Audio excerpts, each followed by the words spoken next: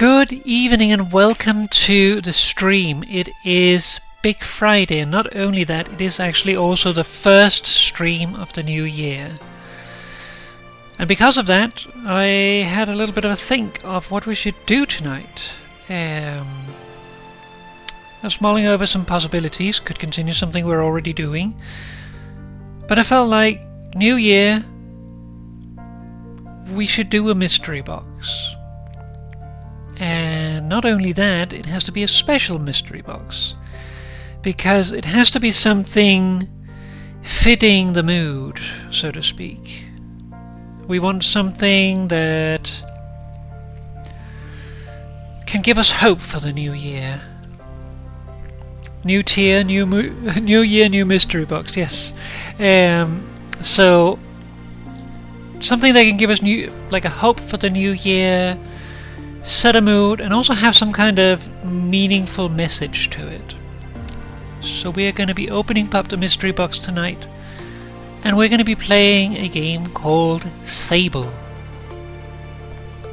I hope you'll enjoy it. It's not an overly long game, but it should at least give us 3, 4, maybe 5 streams, is my guess. And yes, as you can hear, I'm still not exactly completely well. I failed to get well during this vacation, as I had hoped, but such is things sometimes. So, I might get myself a little piece of hard candy here to help, if I can get it out. There we go. So, with that, it is getting to the point where we will start.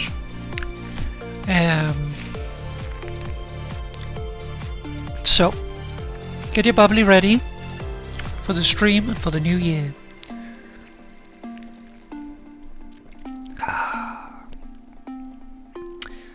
I have not played this game before myself, so it'll be my first experience, as well as yours, I hope. So we'll be experiencing it together.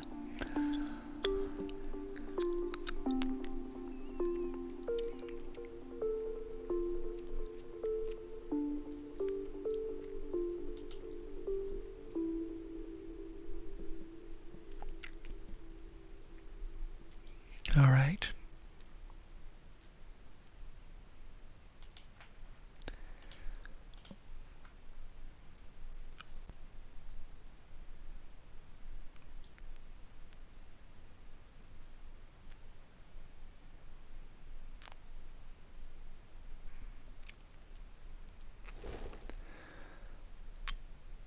I always want you to just listen to this song that starts in a moment.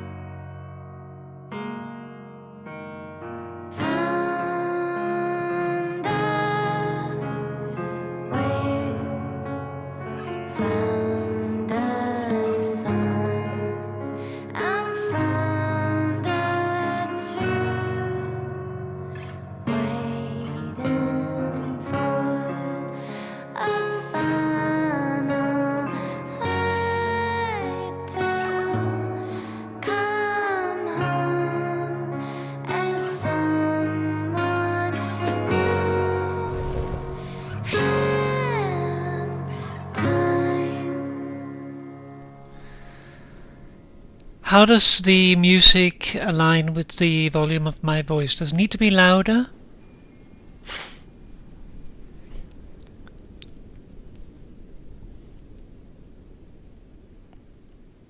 It's good. Alright. So, let's begin.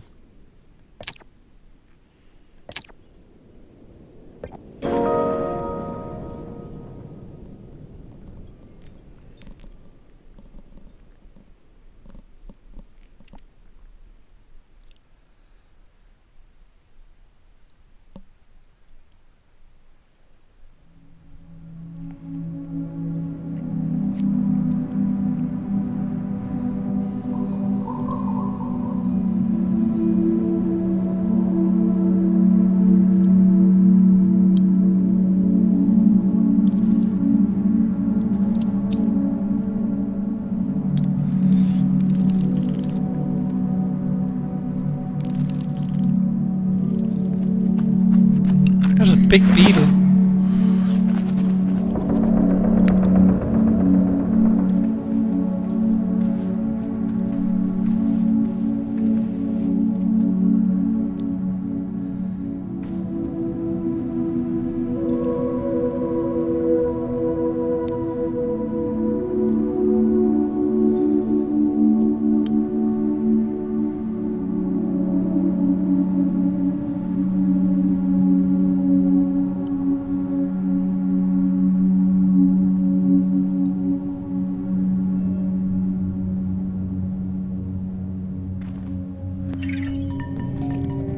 The ceremony.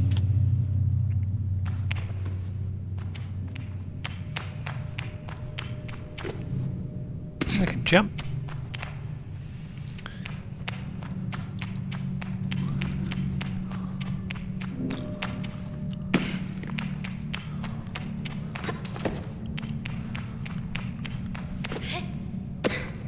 I do not have double jump.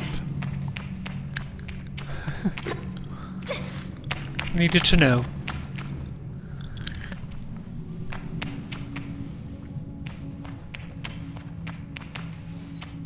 Just wonder if I have any stuff to like turn my view around quickly. Doesn't seem like I do, so I kind of like always have cinematic camera.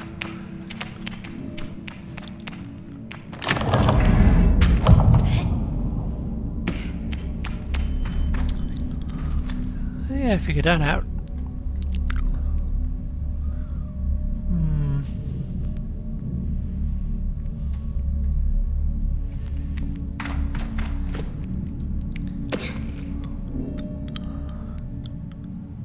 I could jump from this, but I could also just probably climb up that vine.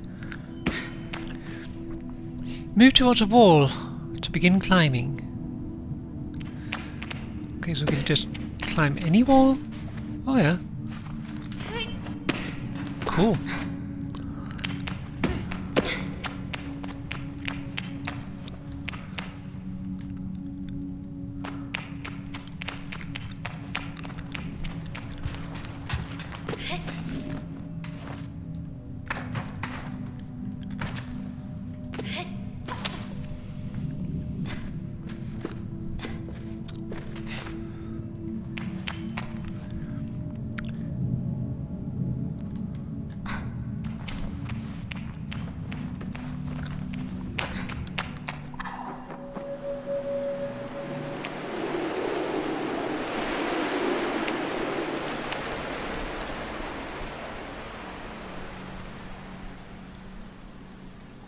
Well, there's fire, so there should be someone over there.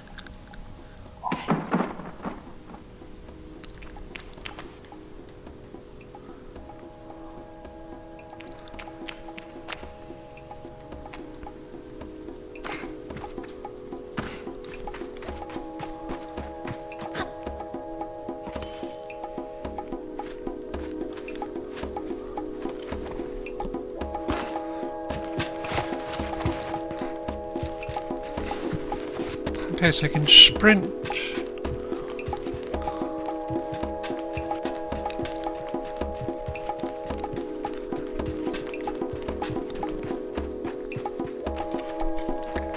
Ibex camp.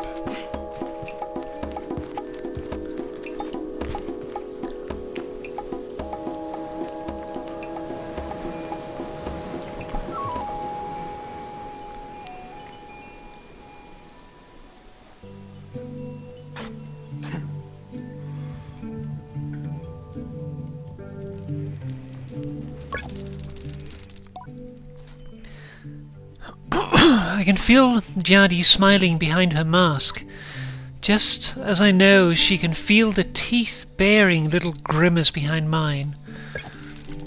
I'm nervous, and she's softly, sweetly amused. In her eyes, I probably have very little to worry about.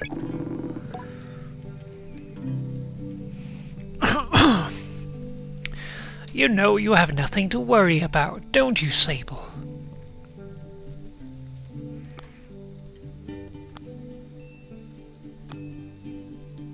I know, I know. I tell Jadi that I know, but that it hasn't quite sunk in yet. She chuckles. I promise you, Sable, you're fine. But I do know how you are. You're going to be nervous until you've started, and then you'll act like you've been doing it your whole life. Remember the first time you rode a bike? You wouldn't even let me put you on the seat. You were so afraid. Your hands were like little claws gripping onto me.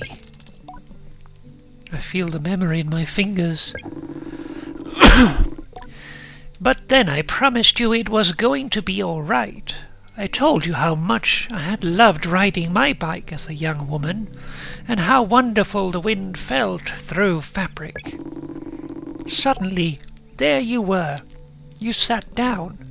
You leaned forward and put those little grasping claws on the handles, and you were off. And I remember thinking, just watching you tear over the sand. Look at her. She can do whatever she wants. Jardie reaches out and places a hand on the edge of my mask. And you can, Sable. I take a breath.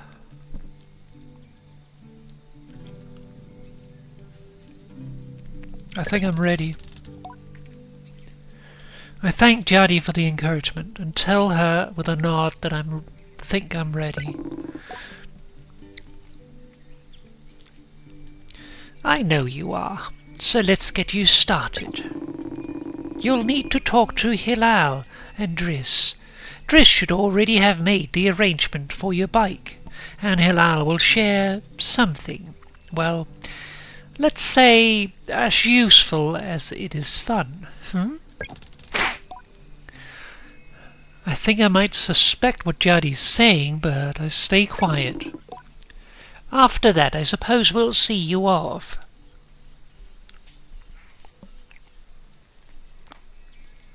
What if I choose the wrong path? I asked Jardie what will become of me if I choose the wrong path. There are no wrong paths, Sable.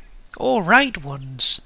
I'll be glad if you choose to stay with the Ibexi, but truth be told, I'll be glad no matter what, so long as you're happy. Whatever you decide, you do so with my blessing, so don't try using me as an excuse to come home early, eh?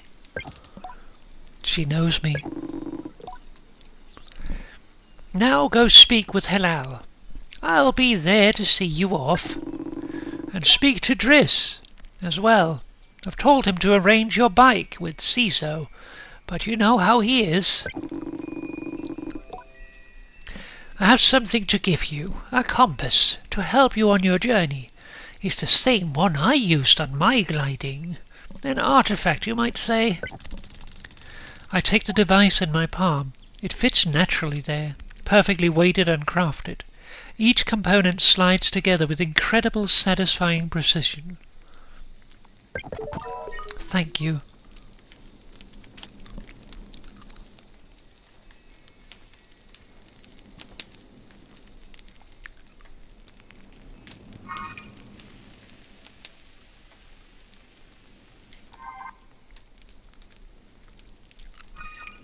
Okay. That's an interesting way to do it.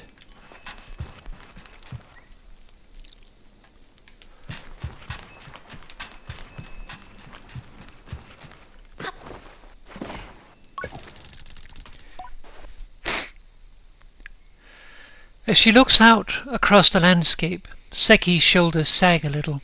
I wonder what she's thinking about.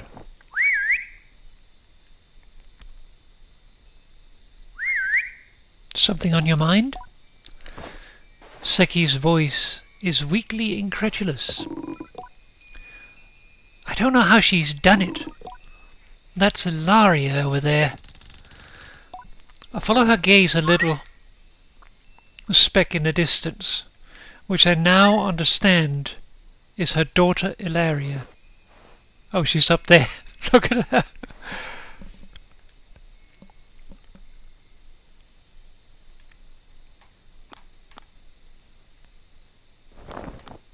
Do you want me to get her back? Seki shakes her head. No, she's fine. And I'll get her, I'm just... She shrugs. Parenting. I suppose I'll know more about that when I'm older.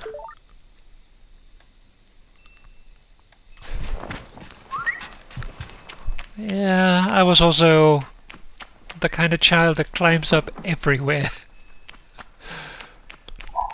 Tallest point that I can get to.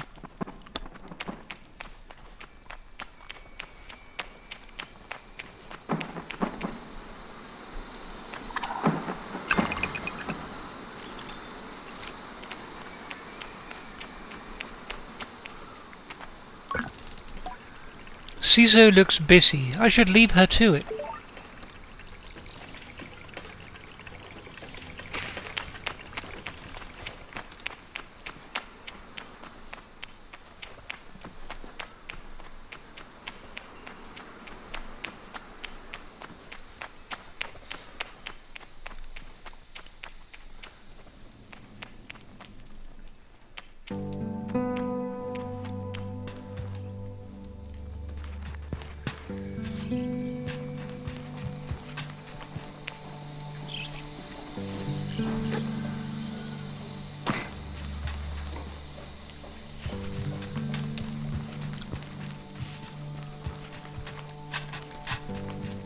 What's this? Postbox. Locked in. Or logging in. Hello, Sable. No unread messages. Have a good day.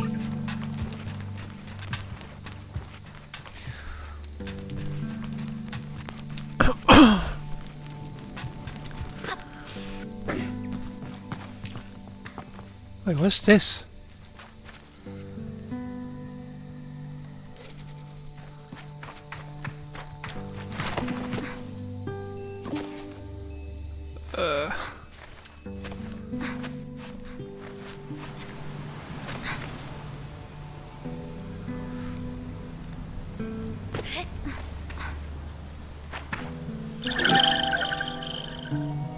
A chum egg.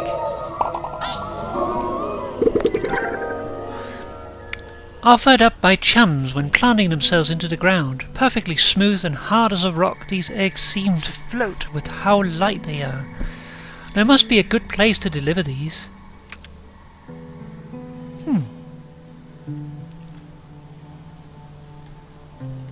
A chum egg.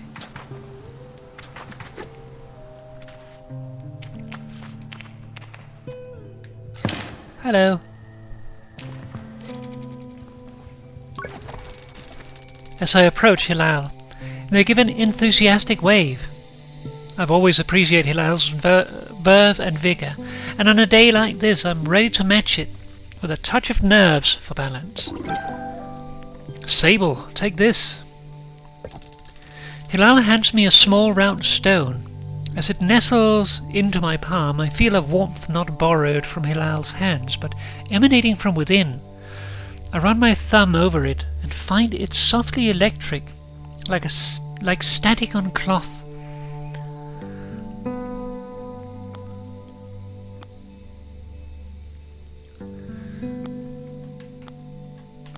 What is this?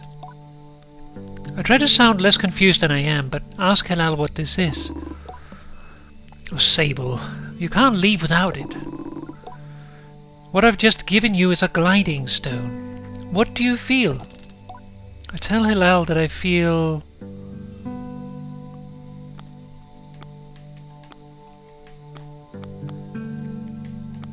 I can only choose the one.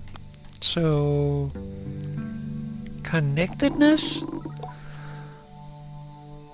Then you're doing it right. What you feel in that stone is openness. I look at the stone. It seems quite closed. Gliding stones are vessels for the perpetual. They suck up its power like little sponges and hold it there for you to channel. Right now it's empty or dormant and waiting for you to fill it up.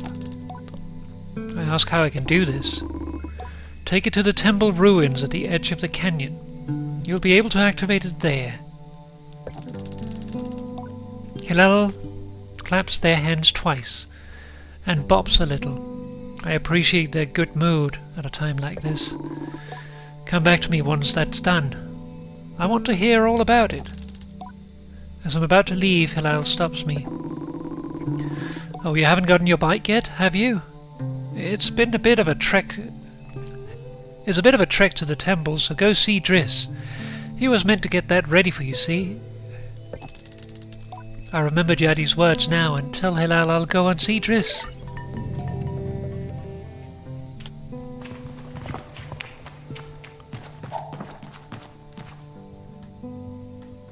Ah!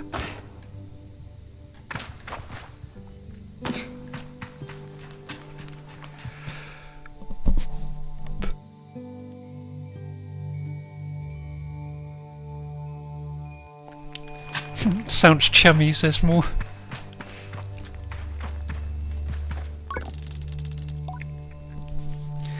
How is it that Saima manages to contain so much chaos and verve in such a small form? Even now there's something troublesome being dreamed up behind that mask. I know it.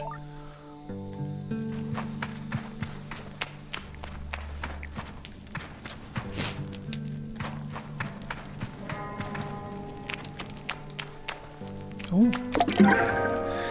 Ibexi red dye. The dye bottle for the colours of Ibexi red the Ibexi red bike.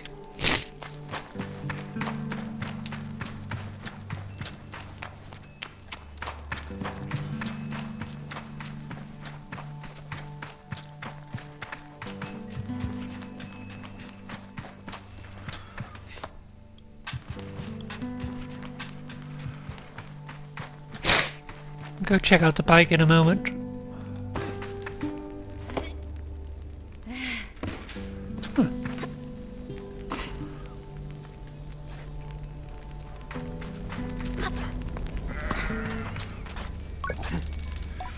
Umar is a man of few words, and also bucket,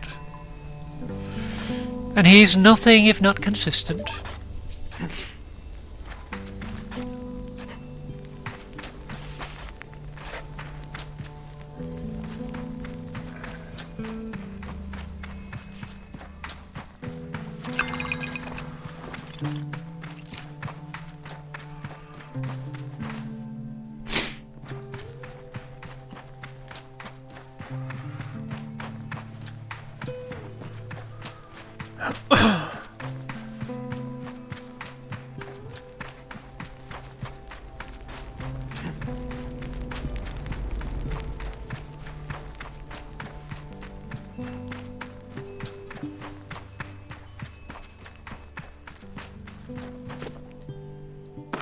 I wonder if this is my bike.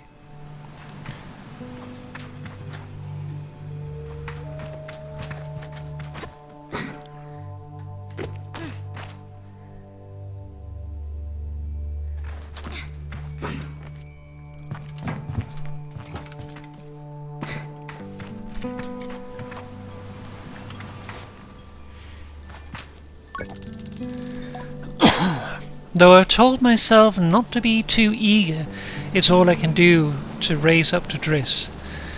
Driss is the camp manager.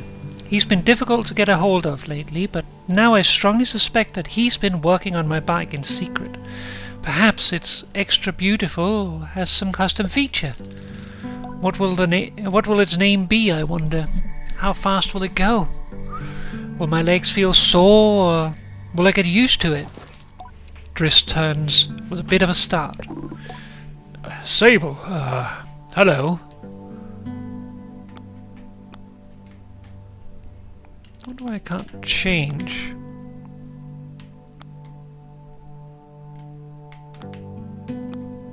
It's weird.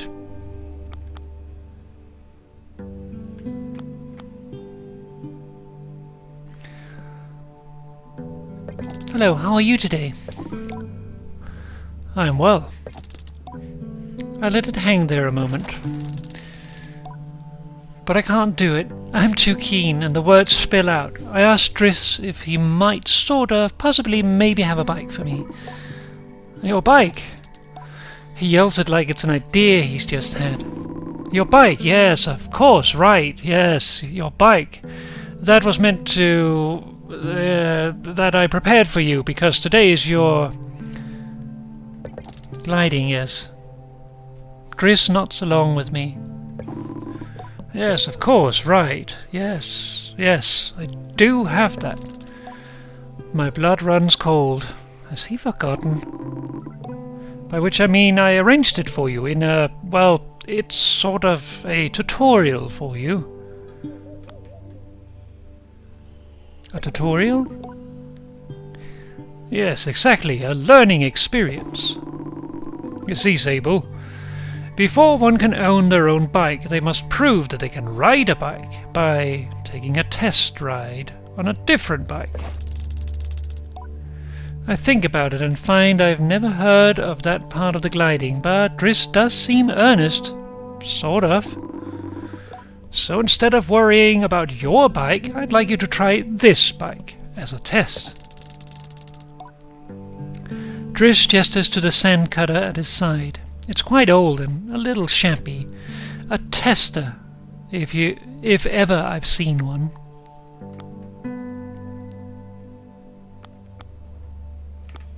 I want to know what the bike's name is. I'll give it a go. Really? I mean, yes! Good. Be gentle, though. This sandcutter's older than Jadi. You treat her with respect. Now, ride the bike through the ring and back. And here's some advice for you, my young glider. Don't fall off.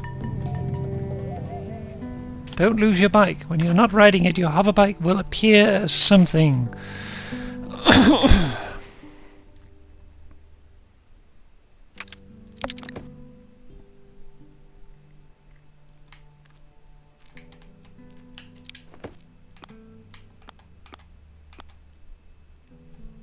What the hell?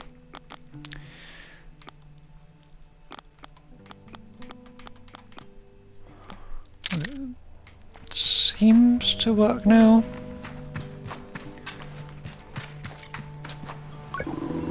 Come back after you drive the sandcutter through the ring.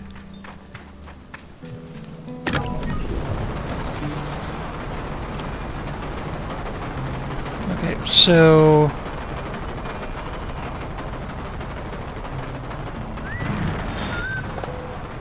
right trigger to distilleries, left to cheer, yes, okay.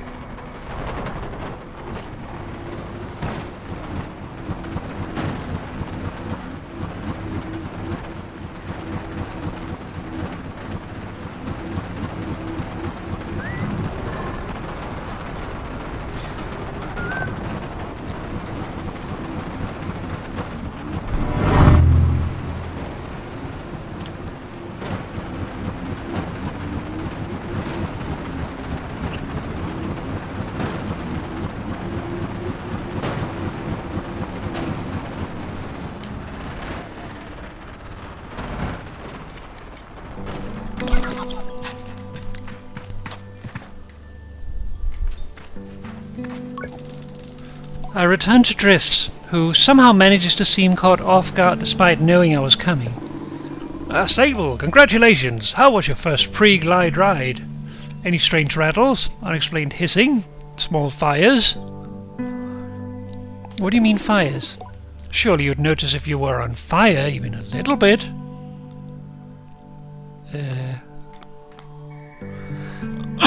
Was that a possibility? Well, obviously it didn't happen, so I think we're fine.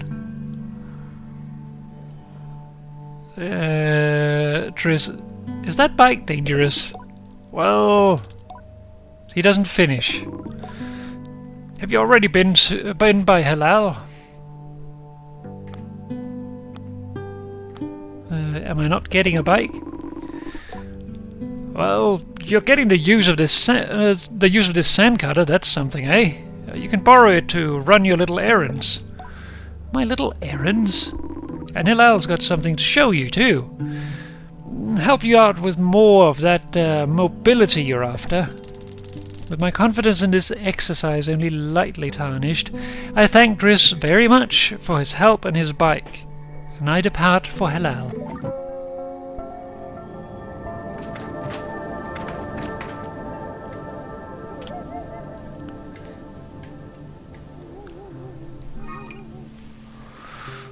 Okay, so I guess we might be going to the place.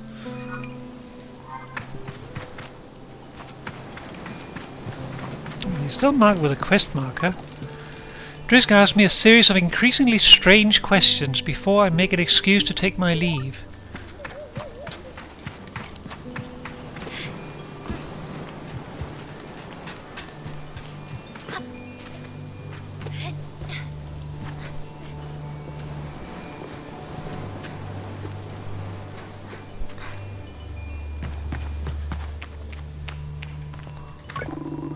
Head over to the temple, Sable. I promise it'll be worth the trip.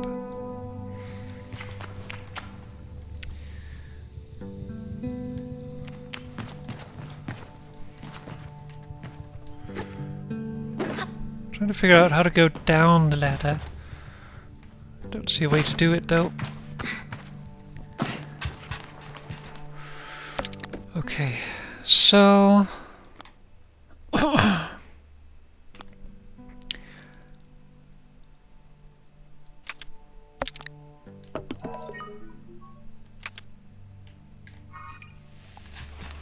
okay, so now I know where I'm going.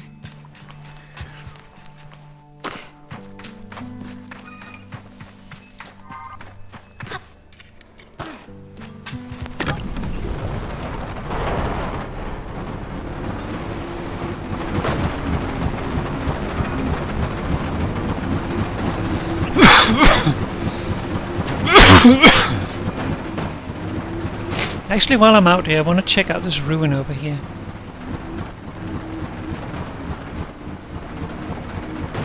I'm curious.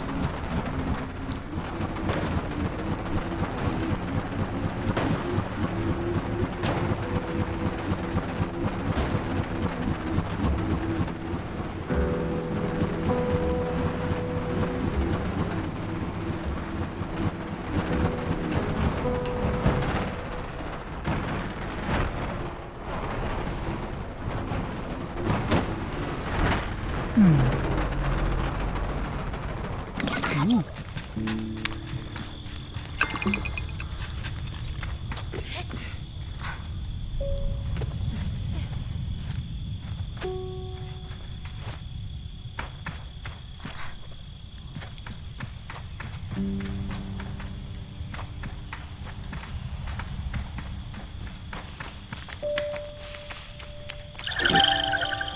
Chum egg.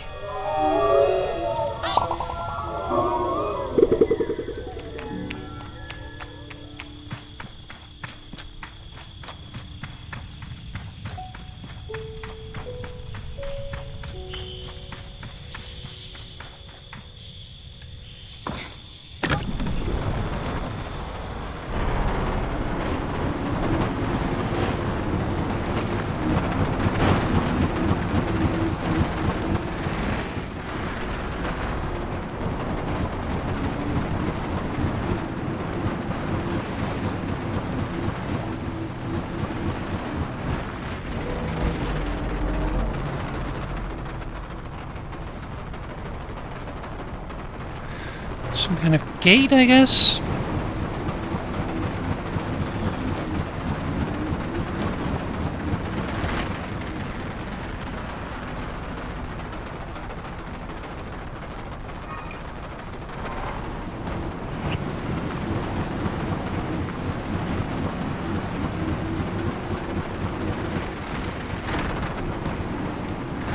Ah, there was a thing.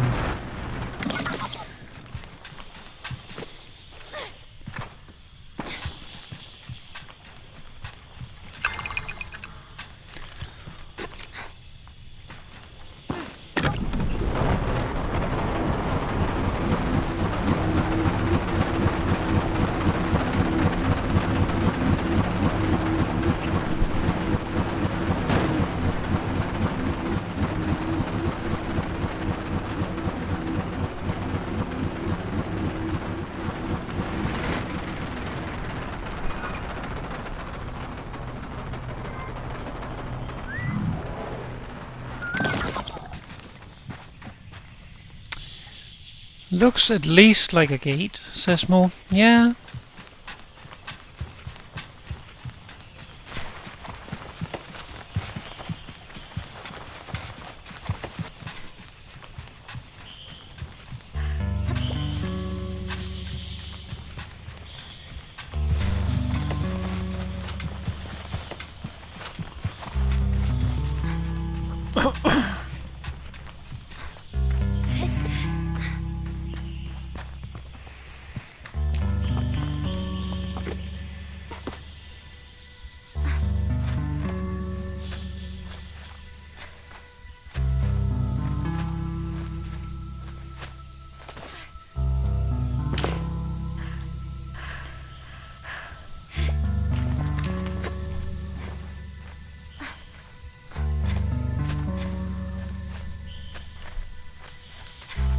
There we go.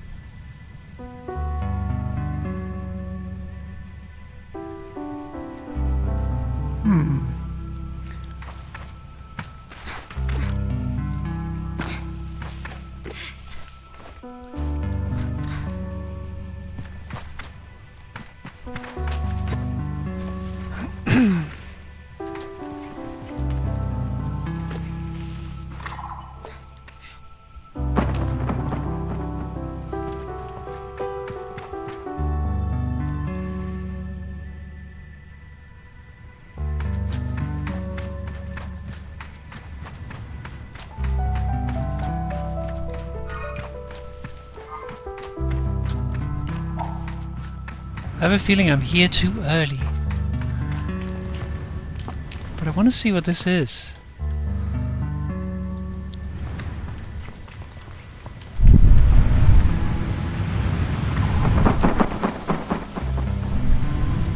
Can I make that jump?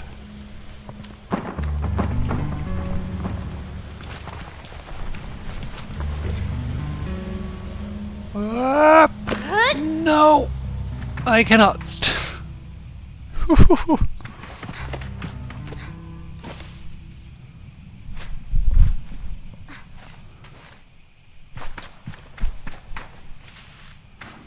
Gonna try that again though.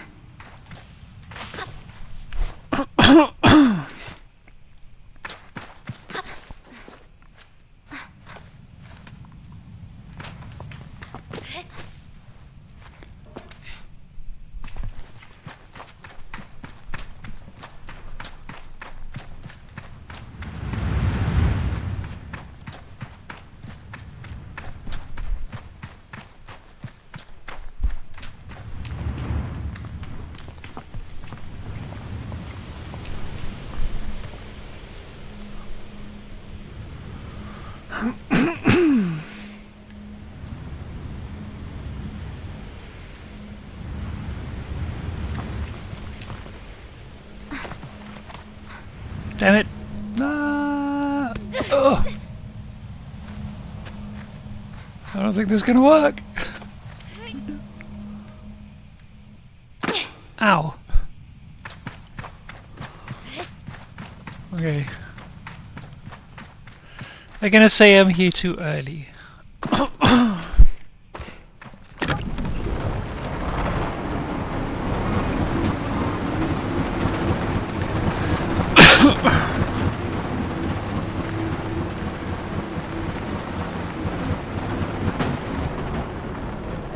Nope, too steep.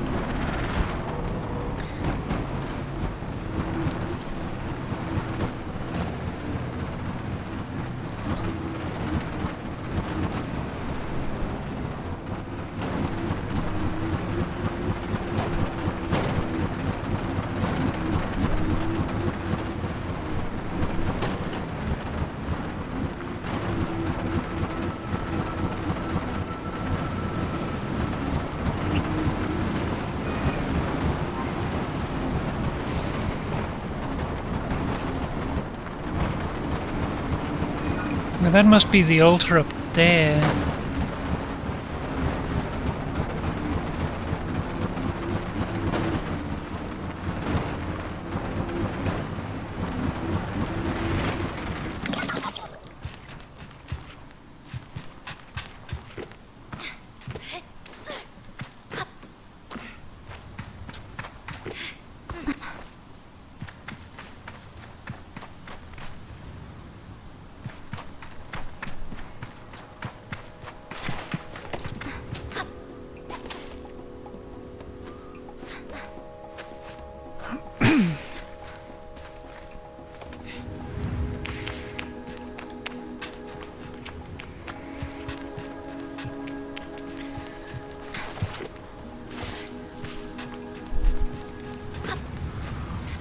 I say Sable is really good at climbing, but when I was a papa, I would also like try to climb near vertical walls.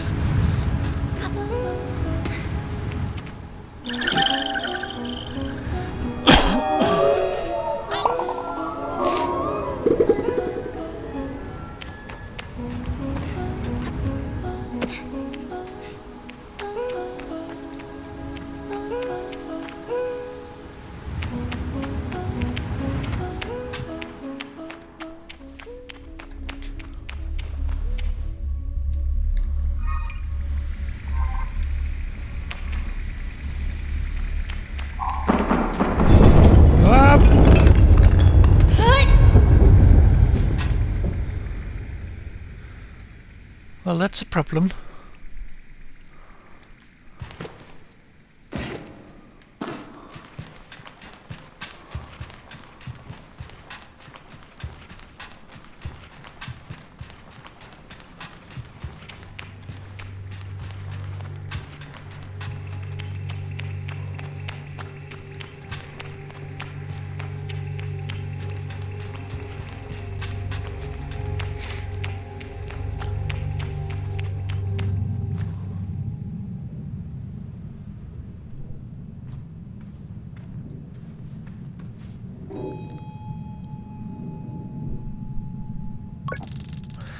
The stone thrums like the beat of a heart as I approach the altar.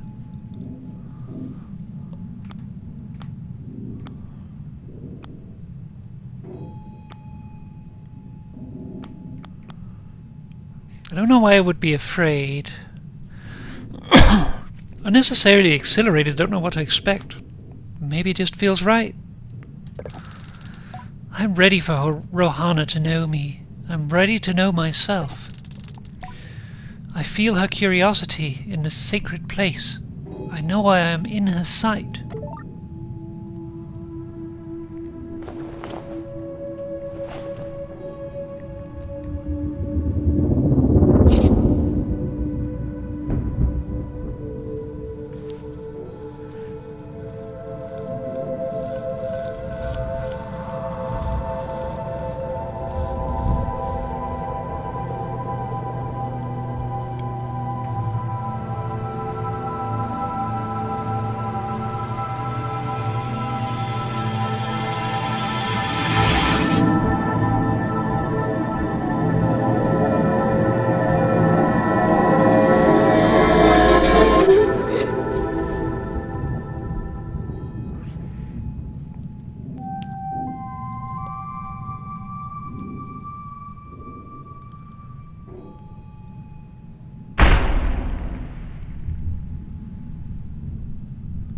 Game over, Sismo.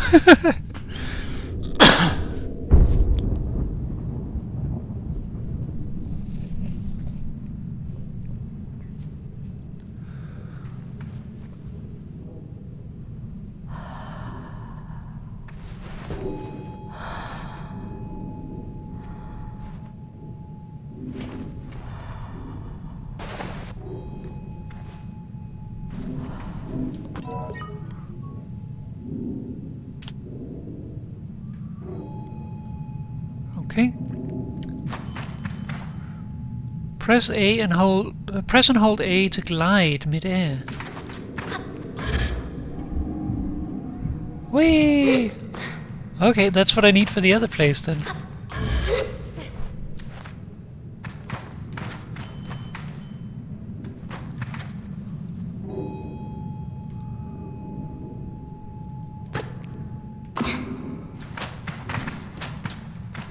get up there.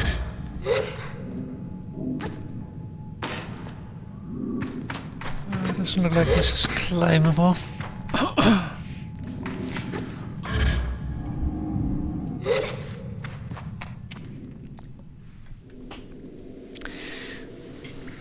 Didn't think we would be literally gliding.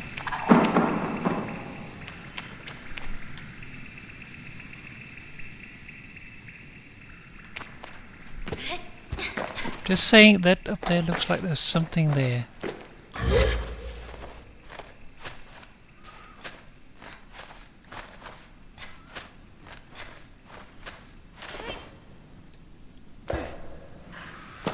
I don't see how I can get there.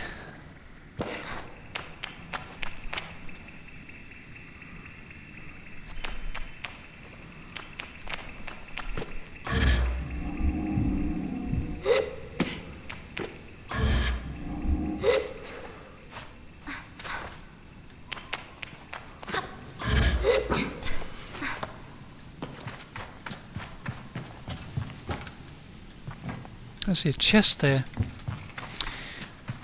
I need to check out more if there's more loot.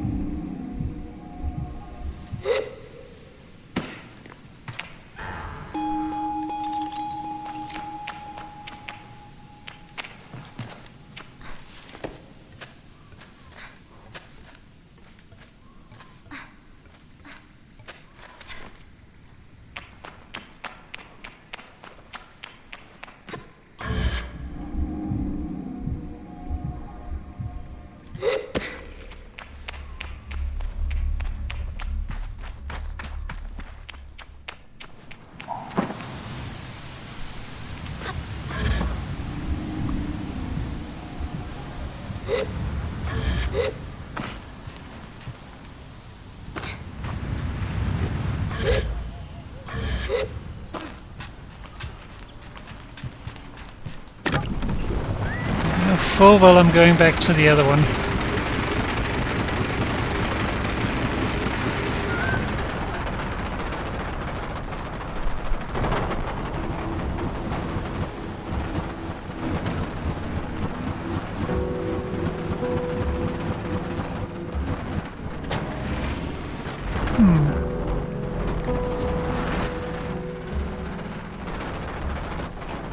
Aha.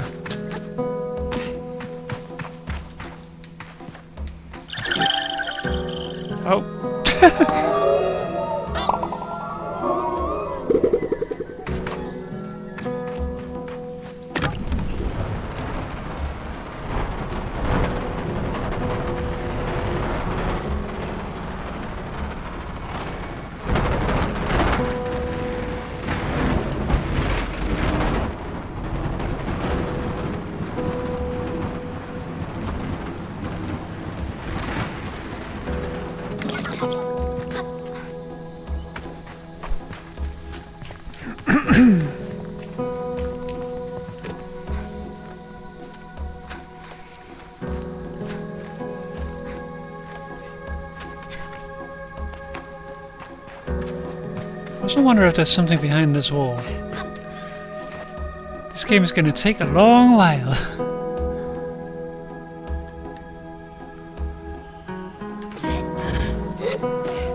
That's not what I wanted to do.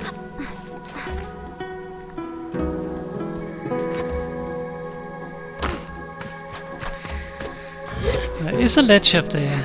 If I can climb it... Ah, damn it.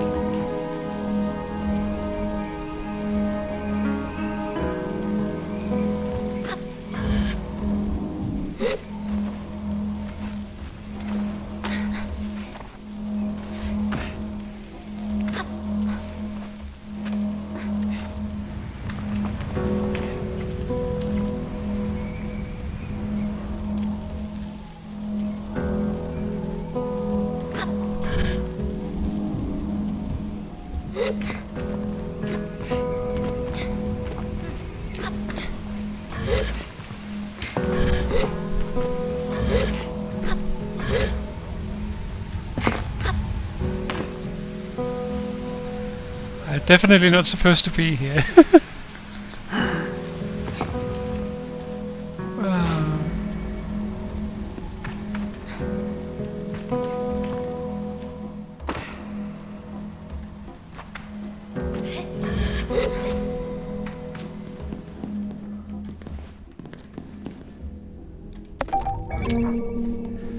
An atomic power supply.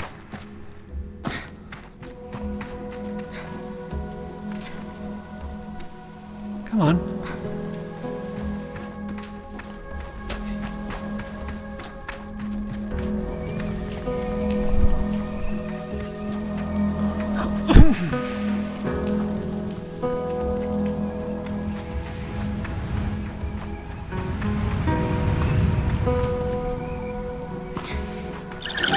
I had a feeling.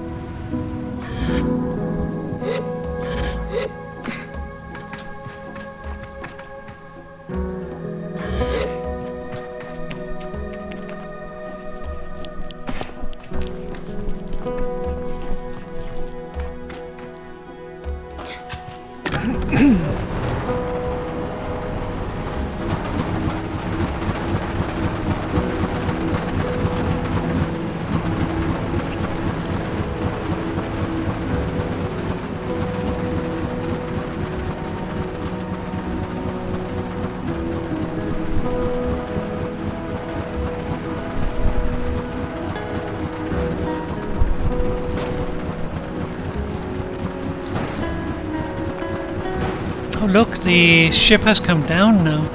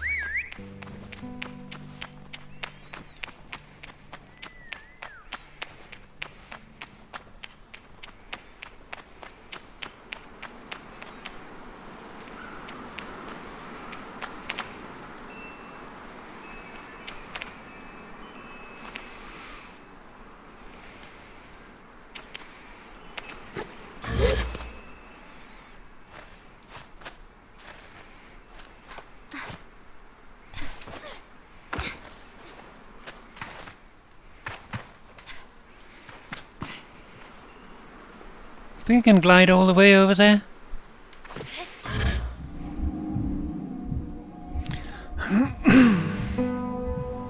You can glide really far.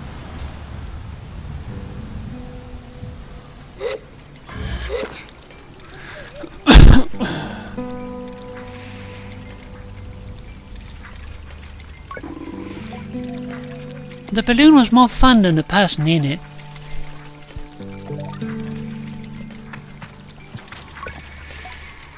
I approached the cartographer.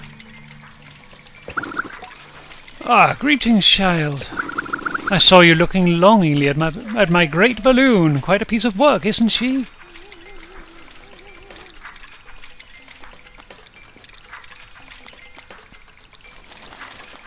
It's bigger than I thought. I tried to explain that when I first saw the balloon, I thought it was very small and somewhat far away. But now I see it's quite large and was very far away. I fumble through the explanation though, and the cartographer just nods without saying anything. I nod back. Well, good to meet ya, and oh, I should introduce myself. I'm Jordan. I tell him I'm Sable. Suppose if you've come all this way to see me, it's probably a map you're after, eh, Sable?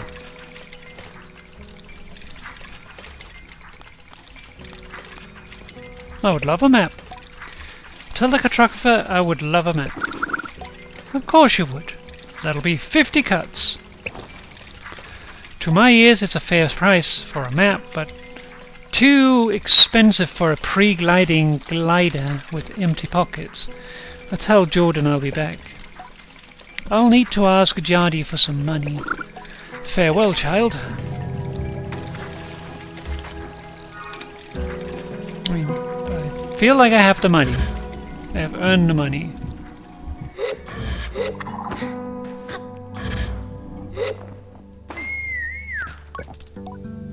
Seki looks concerned. Larry, how do you get up there? That little... Children have no fear. Case in point. The end of the episode. I tell Jardy that the cartographer wants 50 cuts for a map of the Ewer. I try to hedge the way I speak about this, as I'm not entirely sure whether that's too much, not enough, or precisely its value. She tells me not to worry. Here's some money to get you going on your journey. Use it wisely. Use it mostly wisely, and then a little unwisely when the mood strikes. It's good to know the value of money, but you never want to be ruled by it. I thank Jardy effusively and head out on my way.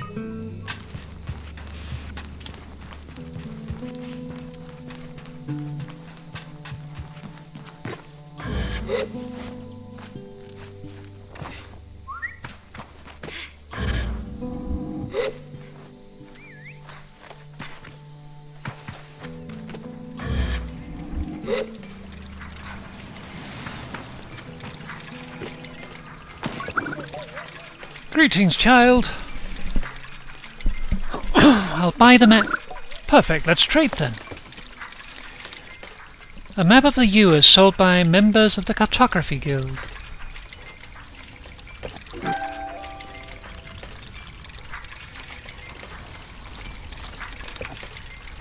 I thank Jordan for the Ewer map and all its vast possibilities. Something about this makes it feel more real. Good luck on your gliding, Sable. I still remember mine. I ask how it was. Short.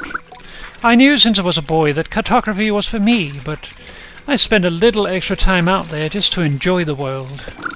Speaking of, keep an eye on the skies, eh? Plenty of my colleagues out there, and they'll have more maps to sell you, from Hakoa to the Sodic Waste. I thank Jordan for the tip and say goodbye. Farewell, child. Fast travel. You've unlocked a piece of the map. You can navigate to the map screen in the pause menu. Once you've visited a place, you can fast travel to that location using the map screen. Your hoverbike will automatically travel with you. We will not be doing that.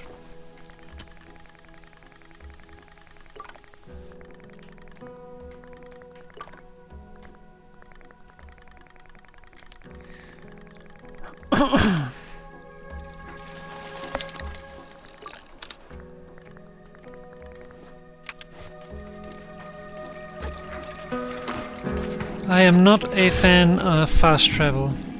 It makes things too easy. I prefer taking the journey.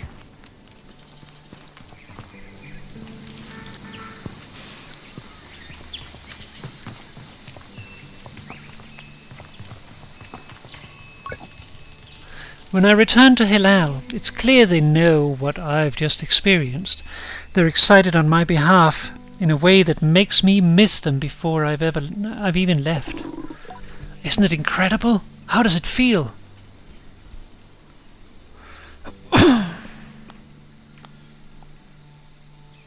Exciting, true freedom.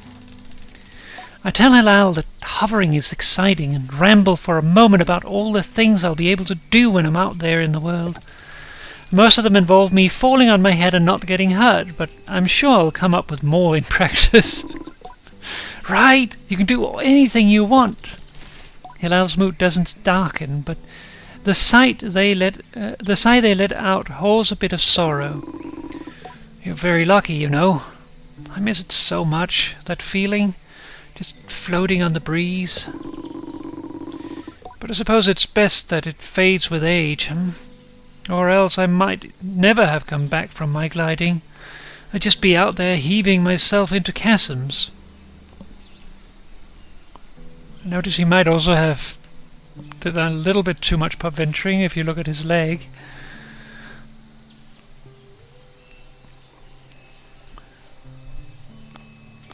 I'll heave myself into chasms for you.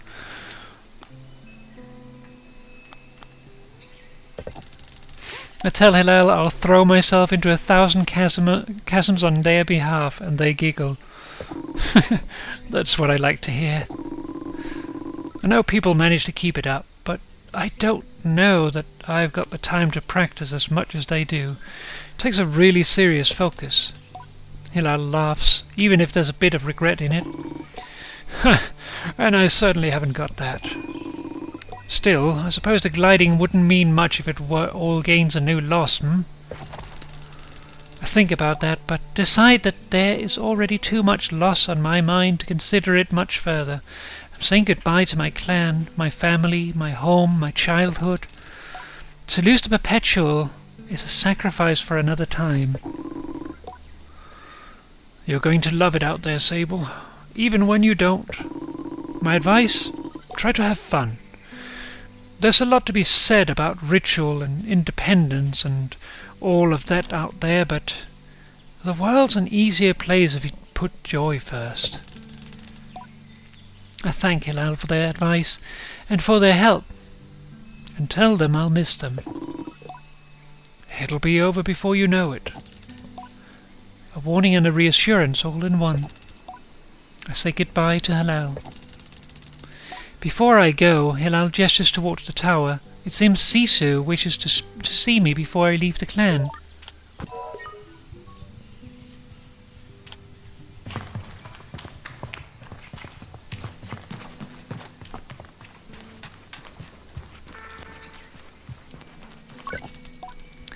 Jadi greets me warmly.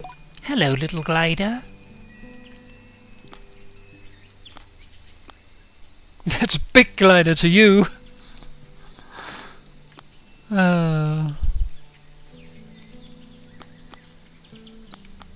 It's so strange getting called that. I tell Jadi how strange it is being called glider instead of Sable or even clan child. Just trying to get you used to it. She seems to really like it, or maybe I like it too. My little glider. Hello, little glider. What was your gliding like?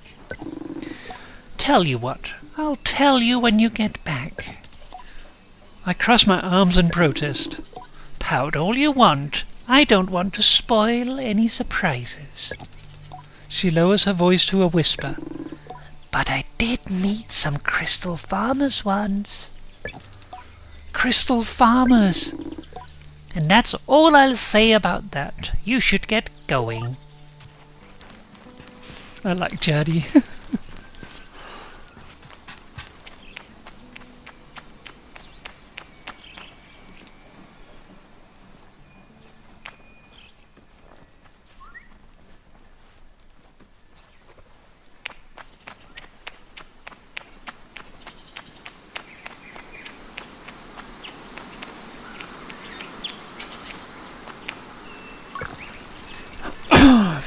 Sisu is an out-clanner to the Ibexi, but I've known her for nearly as long as I can recall, and think of her more as a kind of distant relation than any sort of outsider. Machinists, I'm told, are given their posts, and by their training and their code must go to where they are needed. But Sisu has been among us so long that it's easy to forget it's an assignment first and foremost. As far as any of us are concerned, she's one of us. I think there is a perception among the other clans that the Ibexi are quite insular, or that our designation of Ibexi versus outclanners suggests some nervous othering of those who are unlike us.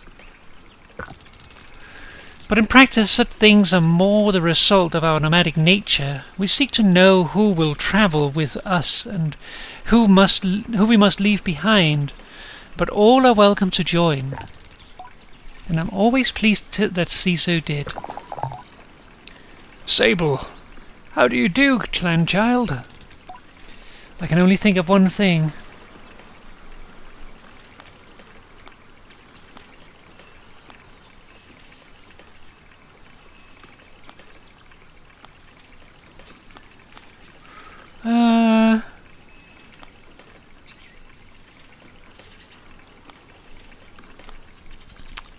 Excited for my bike.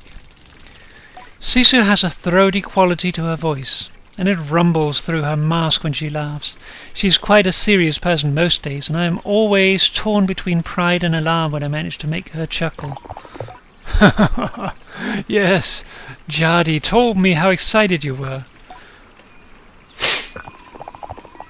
She also told me Driss would be coming along to get your bike together, but I think he may have... I knew it. What? I hadn't meant to say that out loud, so I tell her I was just clearing my throat. I don't begrudge Driss his forgetfulness. Were I tasked with so many odds and ends, I might be just as scattered, and besides, this will be good for you. I want you to scavenge the hoverbike parts yourself.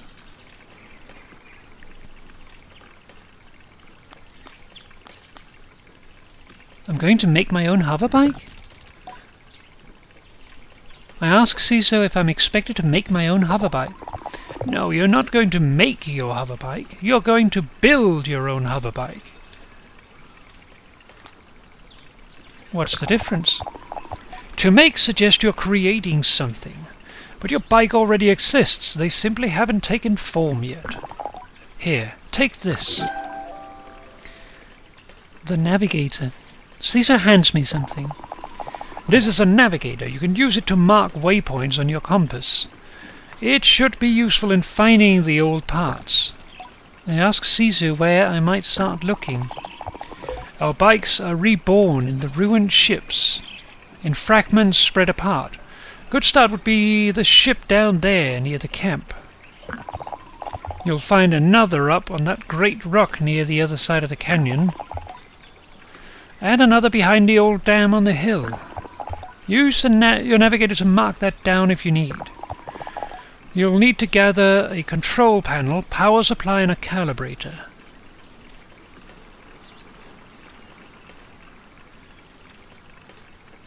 I'll be back before you know it. I tell Ciso I'll see her soon and head off in search of the components. Together we will create something new out of the old.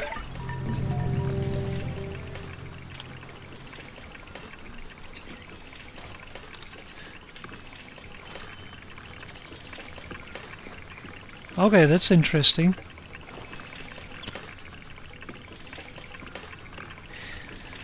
Press right bumper to navigate. Let's see.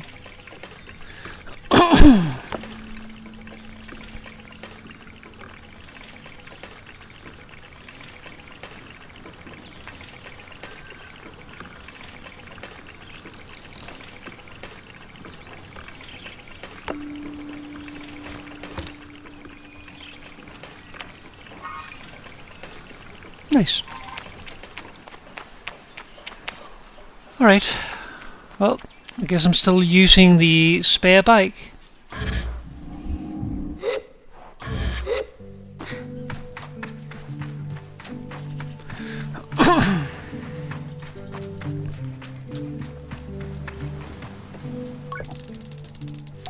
Drisk asked me a series of increasingly strange questions before I make an excuse to take my leave.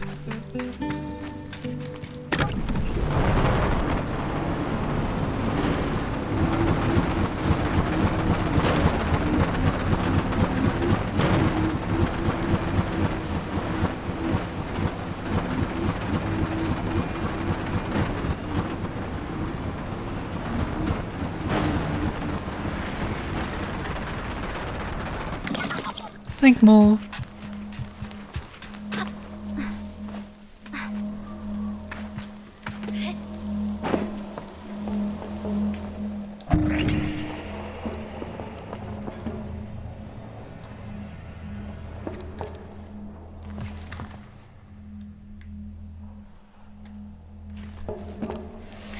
If I remember correctly, ibex are also species of gazelles or something.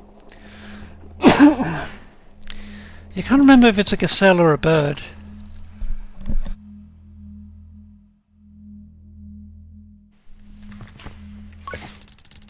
Probably a gazelle. There's nothing of use to be found in the ship, but I notice a blinking light flashing on the dashboard of the cockpit. Push the button. A voice crackles from the machinery in front of me. It sounds like a recording. It's barely audible. Stop messing with those buttons, you absolute idiot. Sorry, Ramen. Concentrate. I don't think I have to remind you how much work it was to get this far. We're almost there. All right, let's see if what that old mechanist told us holds up. If not, there'll be hell to pay. I hear the sound of mechanical adjustments being made. 3 clicks, buttons being pressed, perhaps. Okay, when I push this orange thing, pull that lever hard. Yes, Ramen. The sound of a click and a loud grunt before a snapping sound. Oh no, on Rahana's mask! Not that hard! You've torn it out!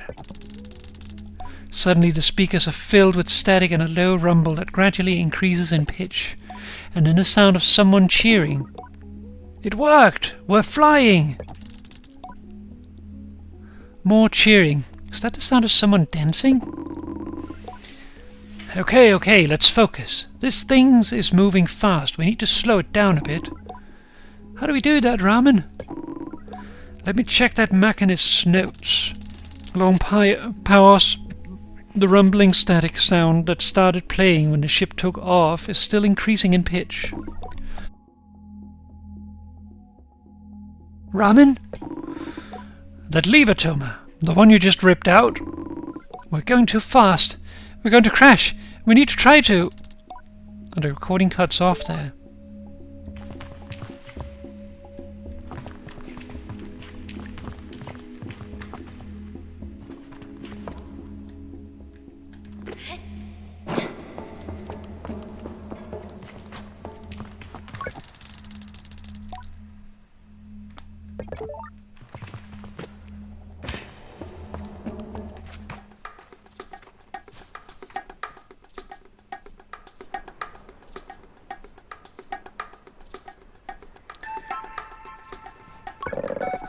Are you looking for a calibrator?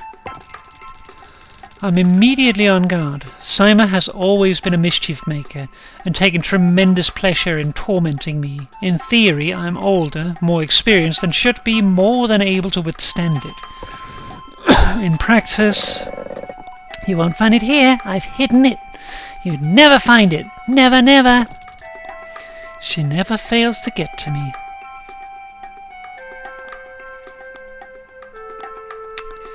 May I please have it? I decide to be gentle and ask her, may I please have it? May I please have it? She mimics me terribly, all high and screechy. Despite my best efforts, I seethe. Oh well, too bad. Maybe you'll find it on your own. But I don't think so. Simon laughs off my irritation, but I'm not going to give her the satisfaction. I cross my arms and try to effect a change. I'll give you the calibrator. I put out my hand, proud of myself for standing tall before Sima. If you give me some beetles. That's a fair trade, isn't it? Something you want for something I want. I try to decide if it's more mature to push her over and steal the calibrator or to acquiesce. But then I simply stifle a sigh and shake her little hand. Perhaps some of the adults in the camp know where I can find some.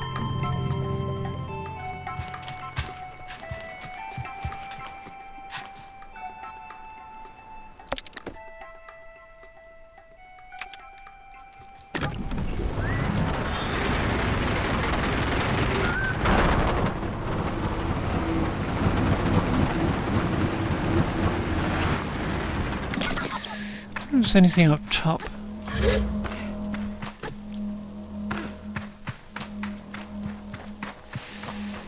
If I can even climb it.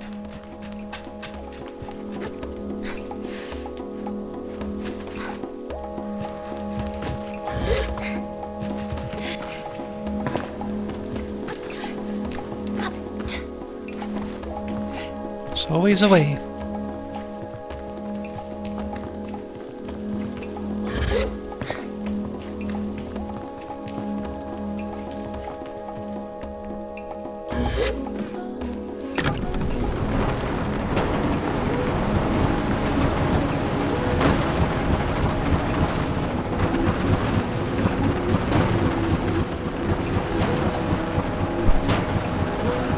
Papa probably not surprised that Moo likes the mischief maker. No, I am not surprised at all.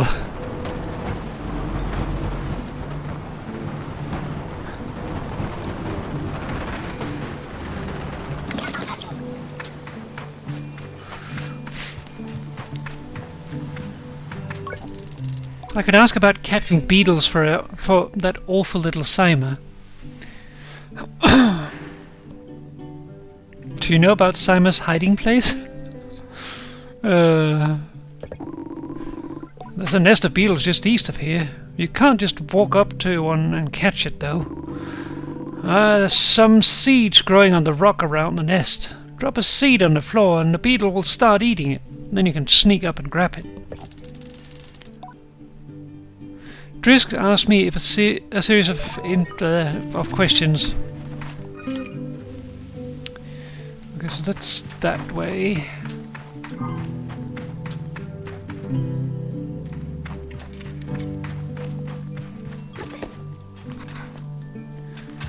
I wonder if that's what we're seeing there. There's also that ship out there.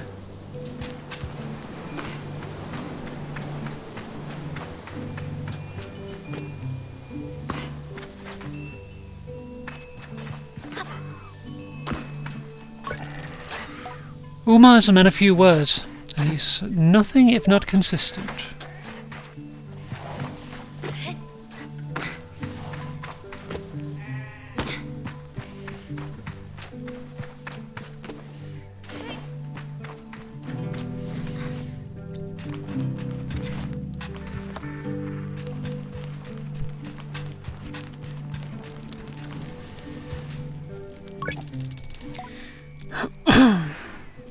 Do you know where I can find some beetles? There's a nest of beetles just east of here. You can't just walk up and catch it, though. There's some seeds growing on the rock around the nest. Drop a seed on the floor and the beetle will start eating it. Then you can sneak up and grab it. Hello, little glider.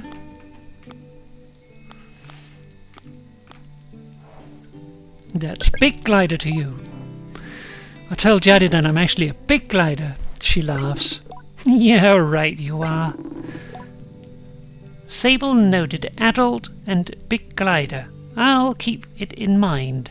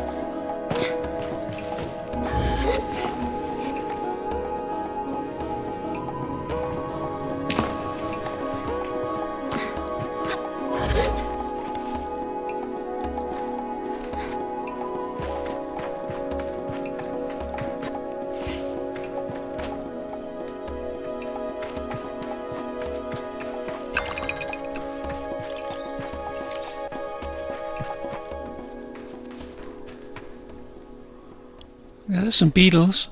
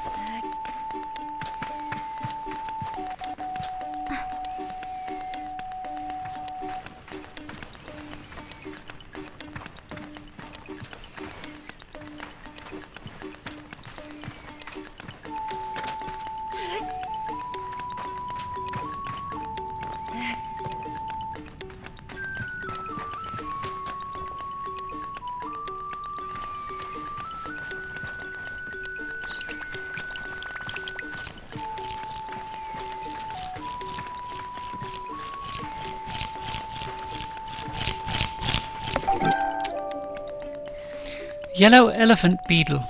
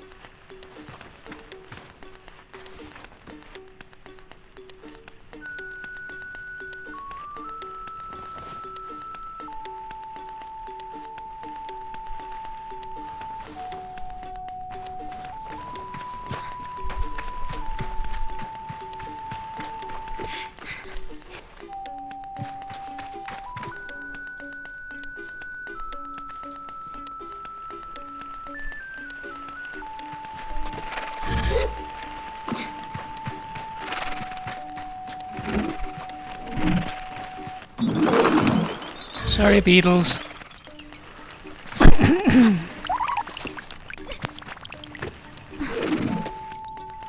Oh.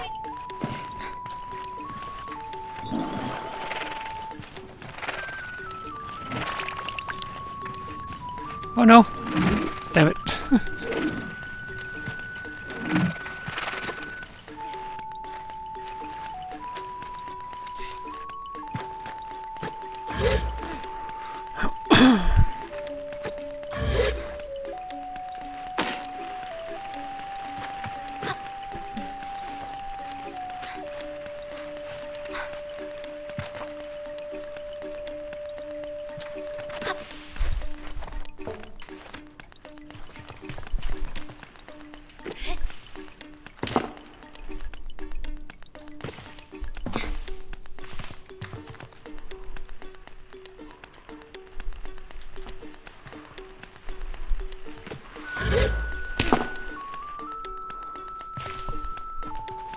Oh, bumps.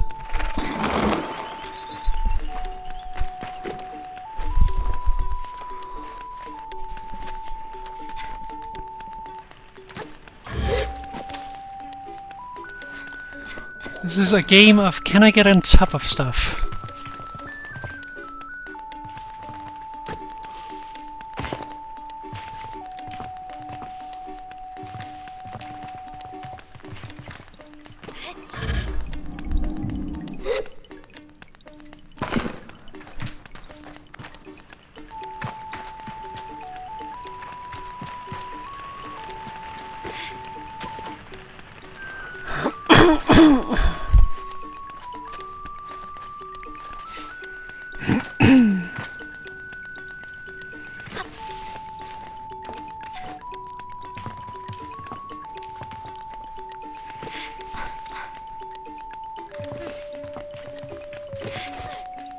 Yeah, I had a feeling there'd be something up here.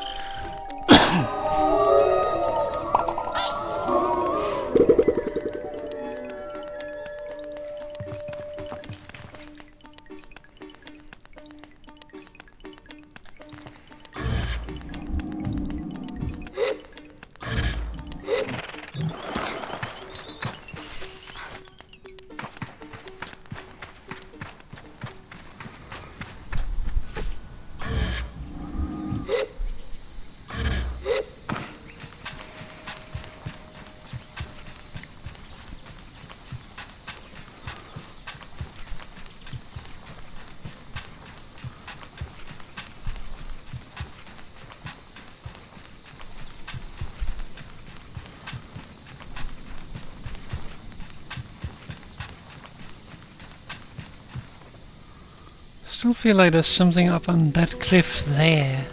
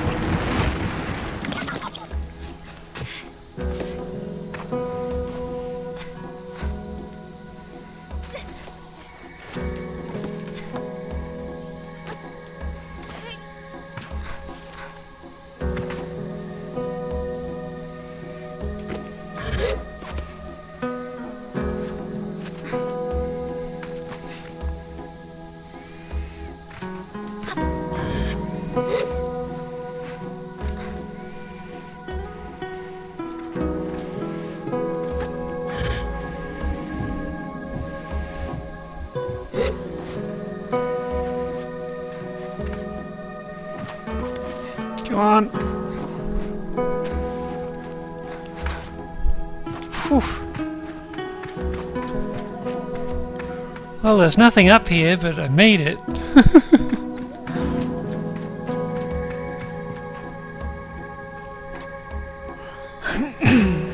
Now I wonder if there's something up there.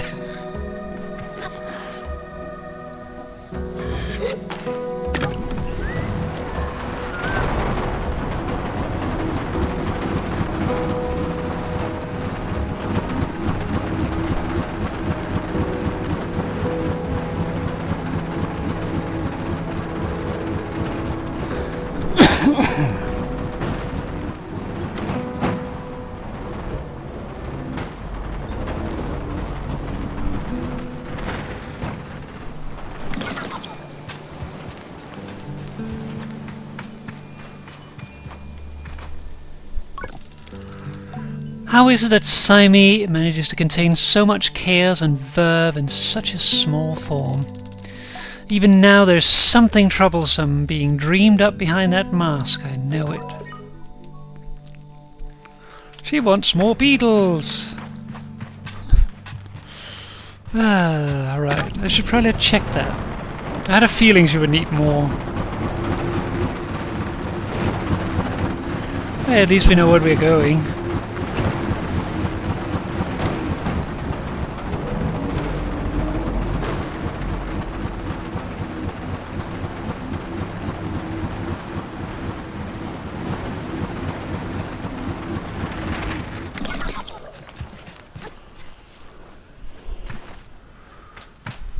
And it gives me the opportunity to feed more beetles.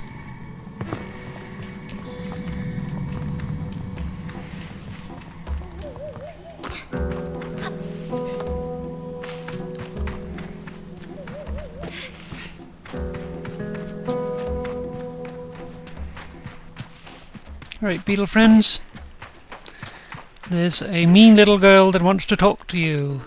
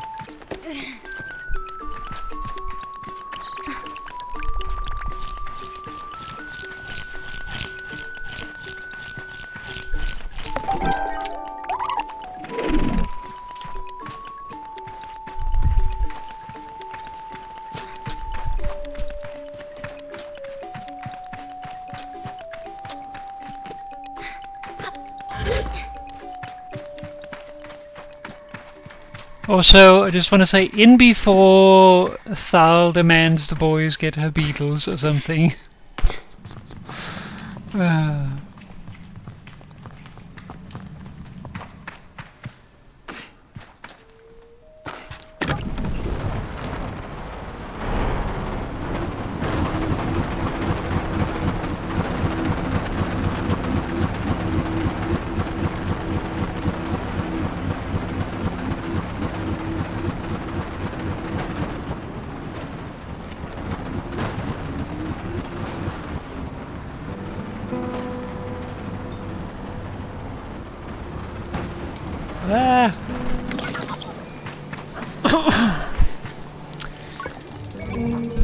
I feel embarrassingly vindicated as I hand Simon the beetles, but rather than gloat, she hands me the calibrator and begins to cry. What have I done? You're leaving. You're leaving and you'll never come back.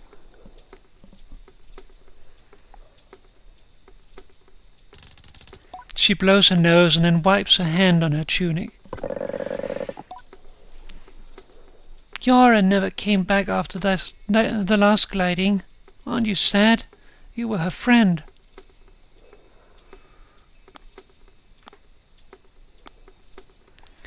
She might visit again someday. Maybe. I miss her too. There's been a letter here and there, but it is always to us rather than to me. I'm not bitter, but I hope not to be like that. Please don't go. I tell Simon not to worry, that I will be back sooner than she knows, and I'm sure she pouts behind the mask. And I add that if I am not back sooner than she knows, then she will be ready for her gliding by then, and she can come bother me herself. Promise? I say yes. Good. Then I suppose I can come see you off. I thank her and say goodbye for now.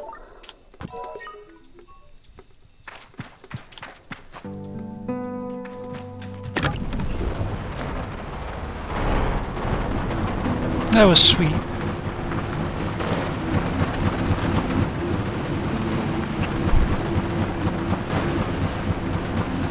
Also very much what a child would do. Like, you don't want someone to go, well, steal the thing they need so that they can't go. Hide it.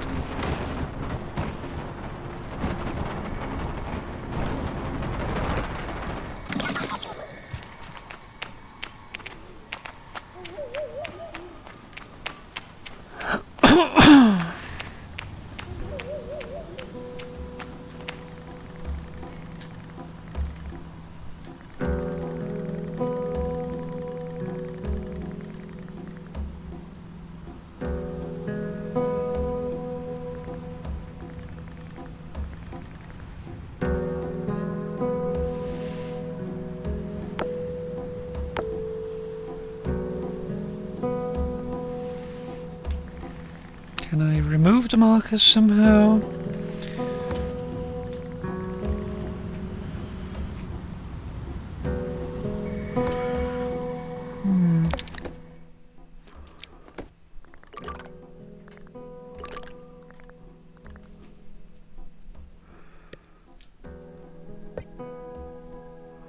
I can clear markers. Alright.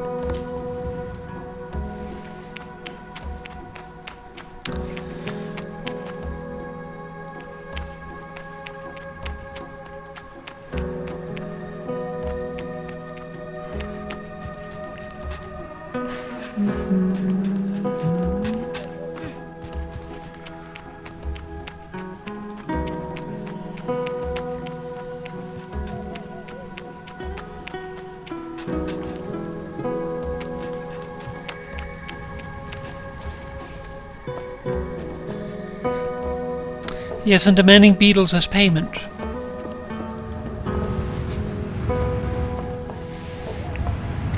Probably in an attempt to be annoying so that I will refuse and thus not do it, and thus I can't go. Though not really consciously doing that.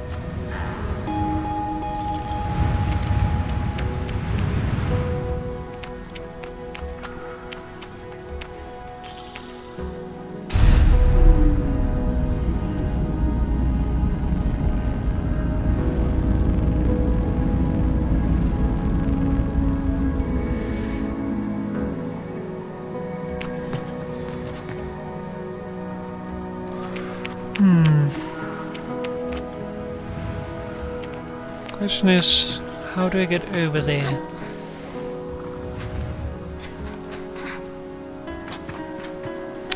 I think I can glide it.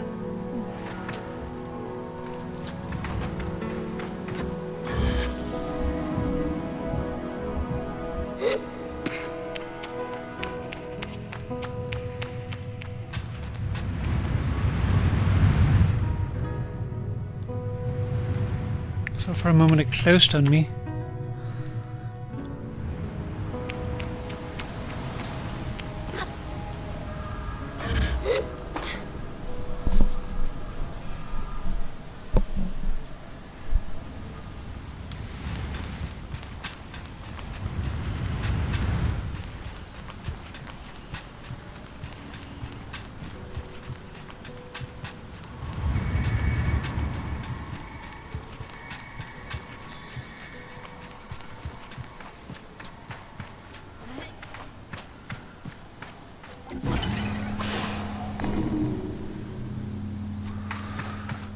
Before we go in though, let's have a look around the outside.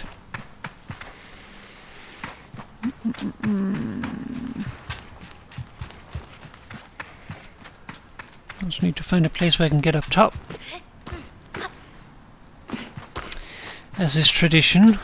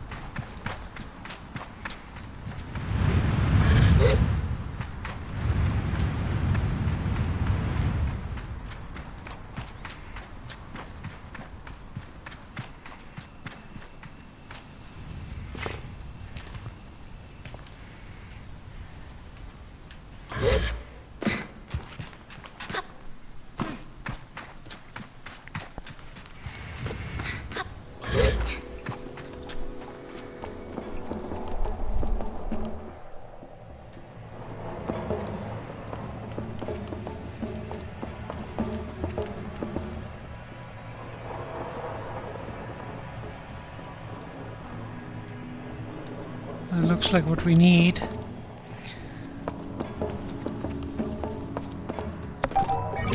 Atomic control panel.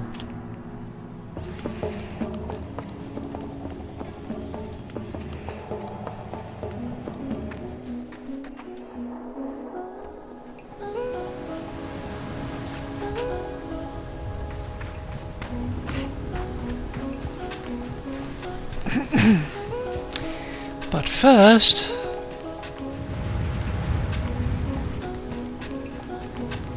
that up there looks very suspicious.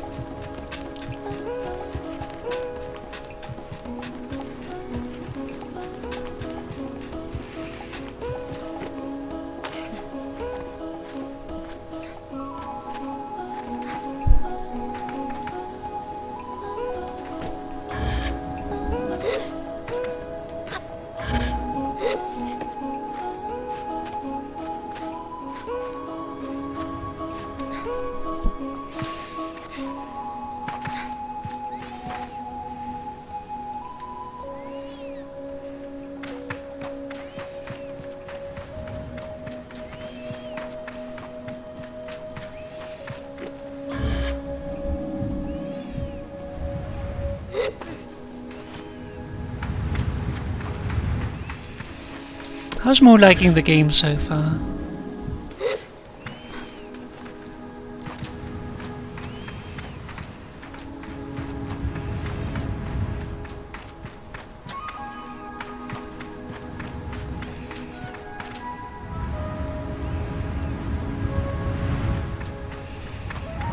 Yay!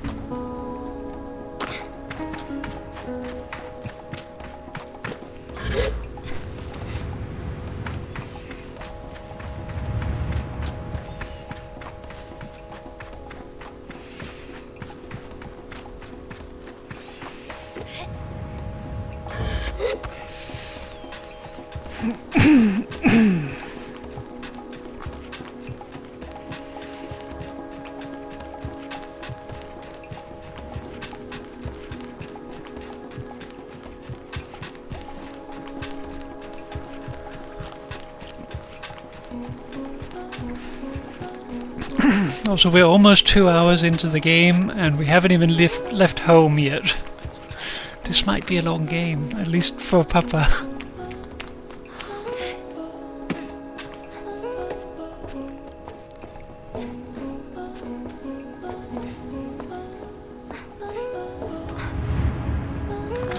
It's just my nature to think, oh, can I get on top of that?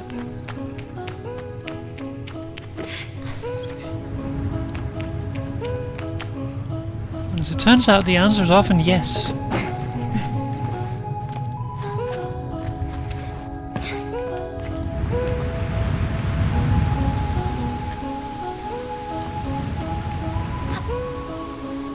And the great thing is I'm rewarded for it.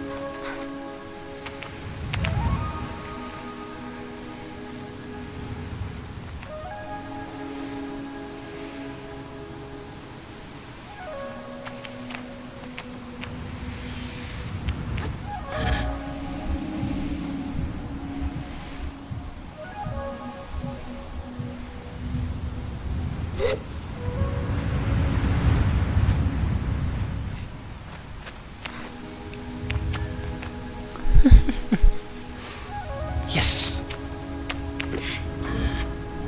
I don't think I can make that one though, but we'll see.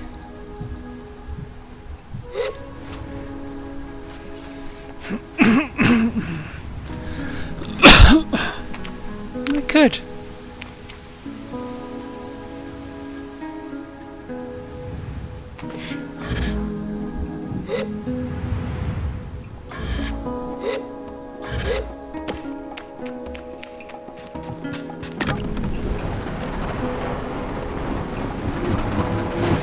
Okay, I think it's time to return this bike for the last time.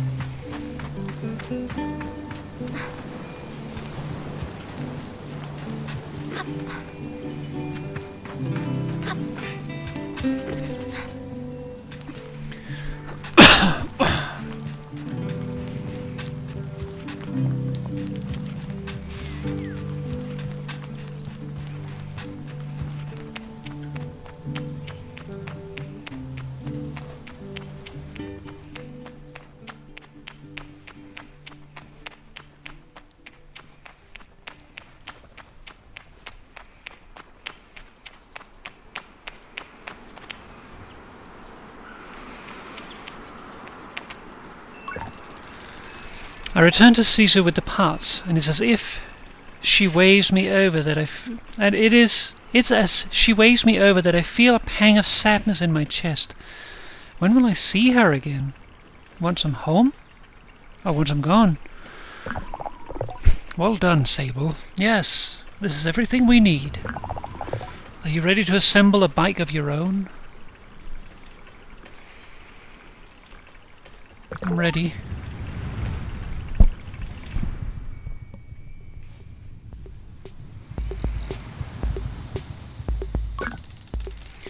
Sisu relaxes in the workshop. It isn't that she's particularly rigid or anxious ordinarily, but there's a certain calm beauty that one only truly appreciates when Sisu is in her element. I wonder if it's this way for all mechanists. What you must understand, Sable, is that the components you acquired, they fit together, not by chance, not by effort, but by nature. They belong to her. They have always belonged to her. All we are doing is assembling her from what she has already been.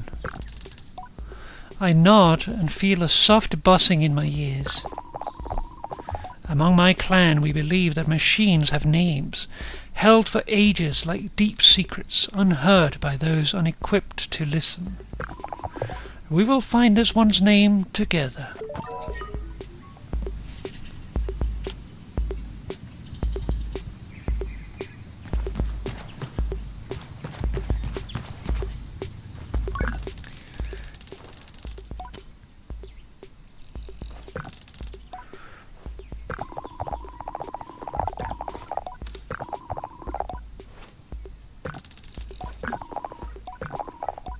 I'm not reading it because it was the same text. Just wanted to see if there was anything new. Oh, I think I know where we are. Yep. I saw this tent cloth when we were delivering the bike. Okay, so...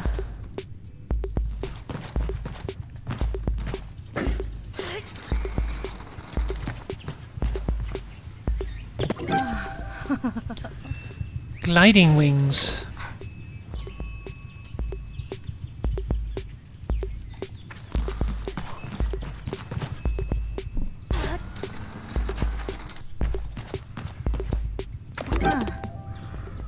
A gliding bike booster.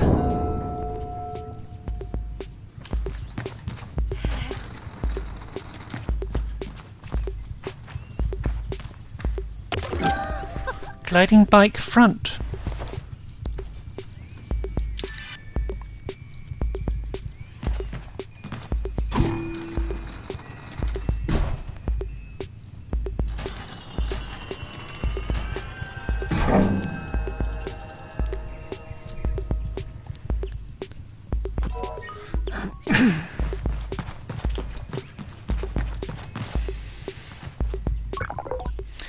Listen. Sisu tilts her head a moment, leaning closer to Simoon.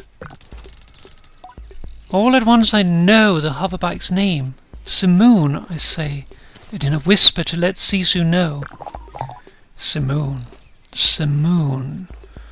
Well done, Sable.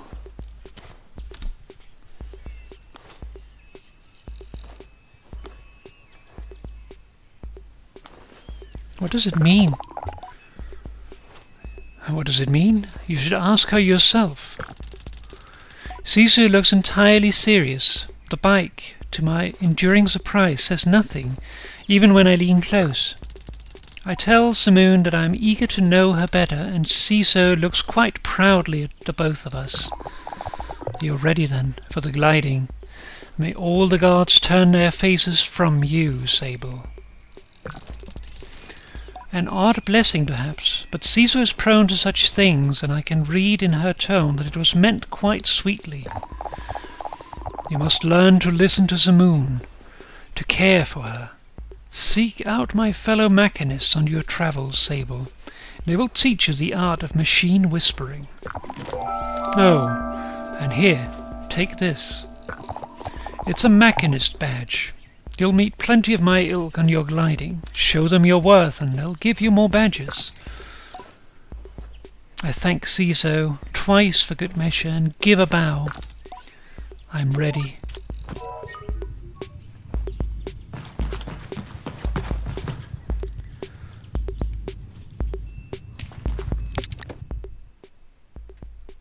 Okay. Now I just need to talk to Jadi.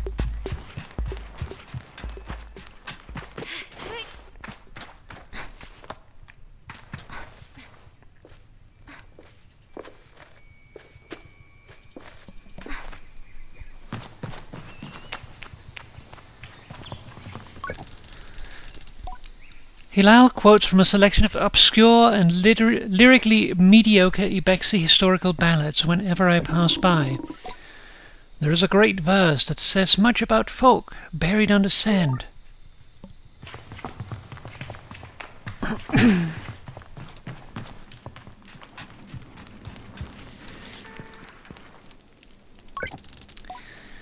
I return to Jadi with new lightness, and it makes the weight of my departure feel heavier still. What a strange day. Sable, is that a badge you've got there? Sisu gave it to me. Then you must have earned it. Well done. I give a bow of thanks. Well, Sable, if you keep this up, you'll be headed for the mask caster in no time. I try to think about going to a mask caster, but it seems impossibly far away. Imagine choosing what I want to be. Imagine choosing what I want to be forever. I know what you're thinking, but don't worry about it. You'll get plenty of badges when you're out there, and once you've got 3 alike, you can trade it in for that mask. But don't feel like your first mask is your final choice. The gliding is about freedom and exploration. I suggest you claim as many masks as you wish. Only at your final ceremony will you be asked to choose one. How will I choose one? If I choose the other one, like which one I should choose, she will just tell me that I need to figure that out myself. You'll have to feel it out, but when you know, you'll know. Now. The tone of her now puts the butterflies back in my stomach. With all of this done, there is one thing left. It's time then, isn't it? Time to walk through the face door at the Temple of Rohana.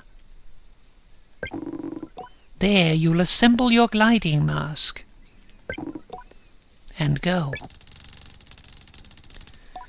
There are things I wish to convey to Jadi here. Depths of love. There are things I wish to convey to Jadi here. Depths of love and gratitude, and fear and worry and hope. And though I find myself unable to speak any of it in words, I know she understands. Before you leave, child, I made you these. They are dyed with the traditional Ibexi maroon, and I hope provide you great comfort out in the desert. When you leave today, you will no longer be Sable, clan child of Ibexi. You will be simply be Sable, and the rest will come. But no matter what you are, no matter where your journey takes you, I will always know you. I will always love you.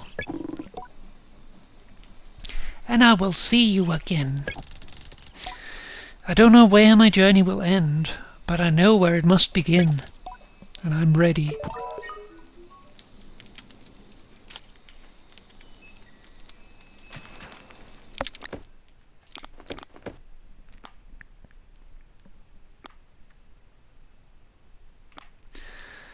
Ibexi children top, my old Ibexi top and hood.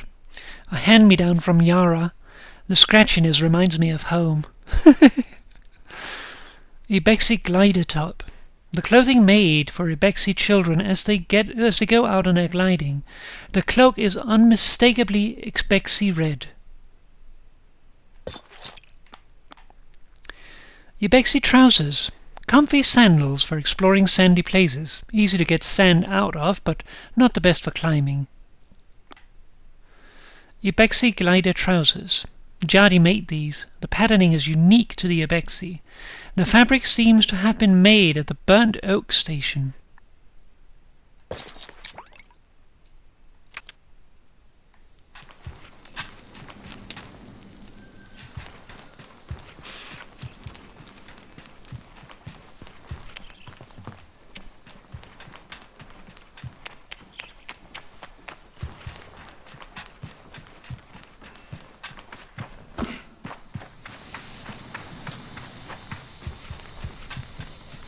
Also, you know what I'm thinking, right?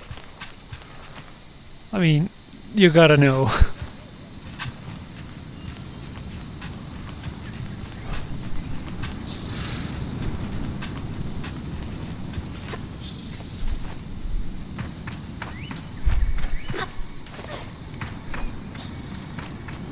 There's gotta be a way, right?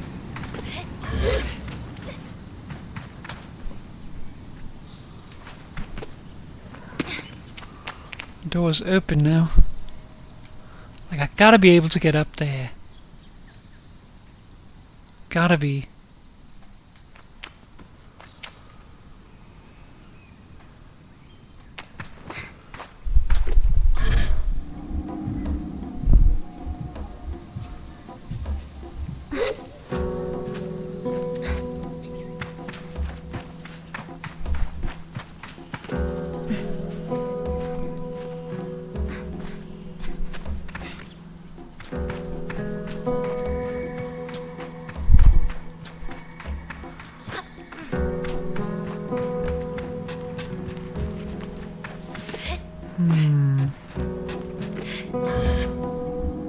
No, it doesn't actually help me.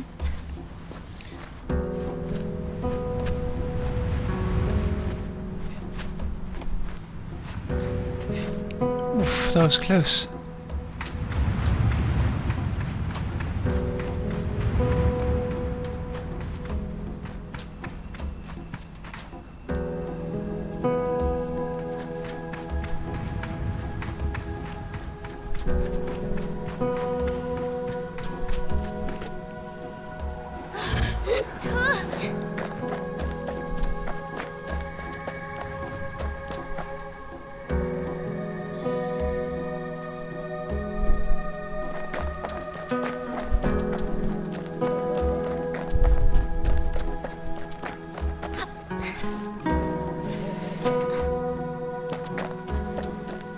Also, I guess this is also probably one of the things that says, yeah, it's probably good that we're not playing Breath of the Wild.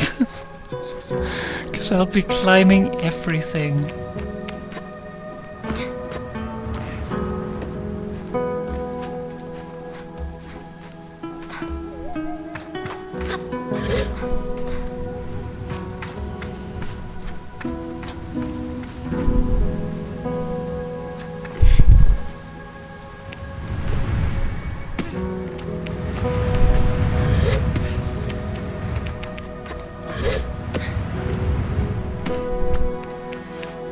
this one might be too much.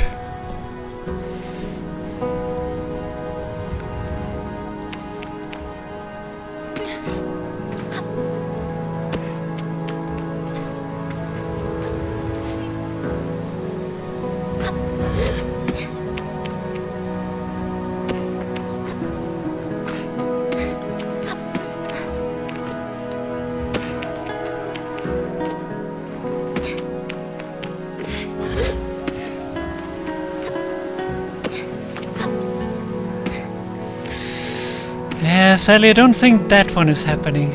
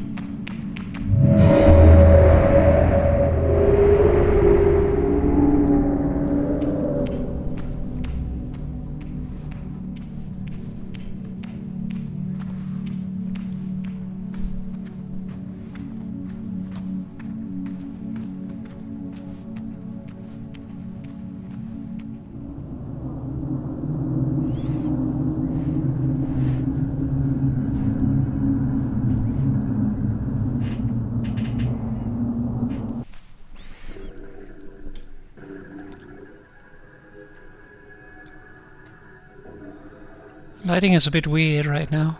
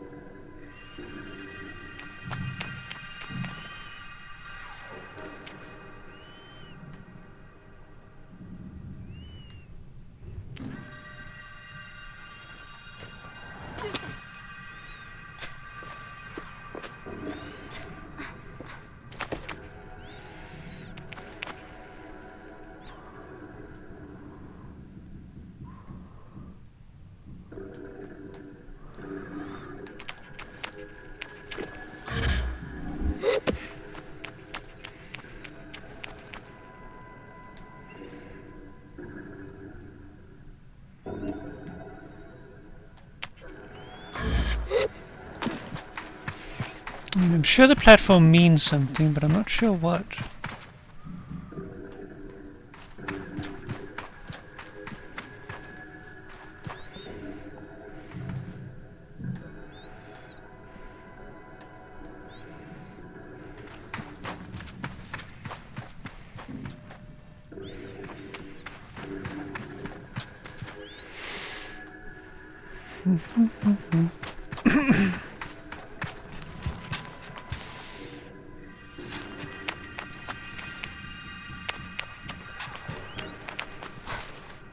So there's 3 platforms and I just fell in one of the holes.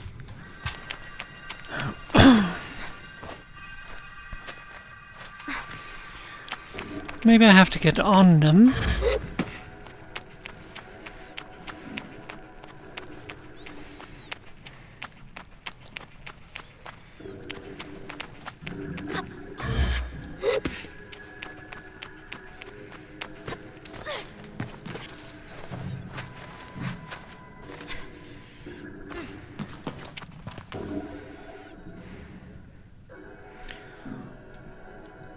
Looks like someone with a helmet. A racer? Space person?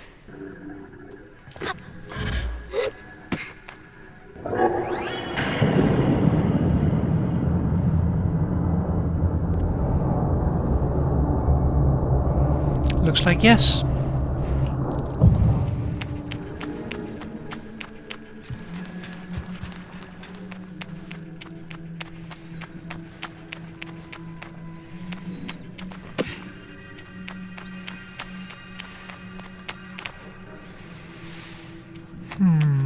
How do I get up there?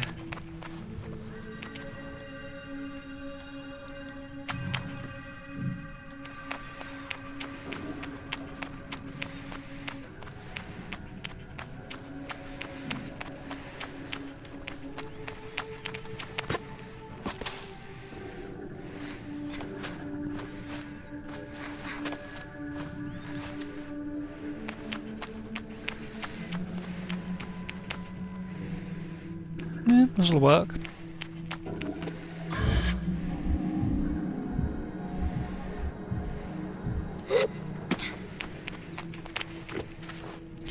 Not sure if that was the intended way, but that's the trick with games like this. There isn't really... well, there is a proven way, but a lot of the paths are just figure out your own way.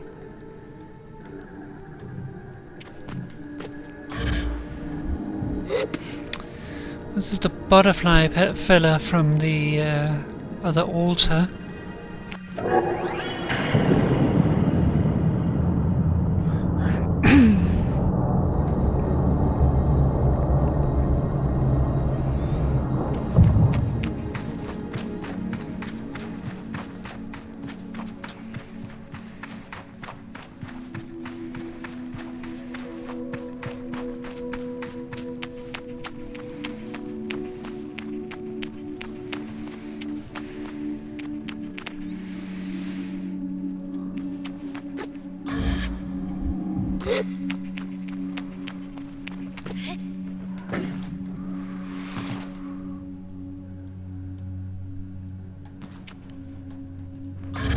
Ah, damn it.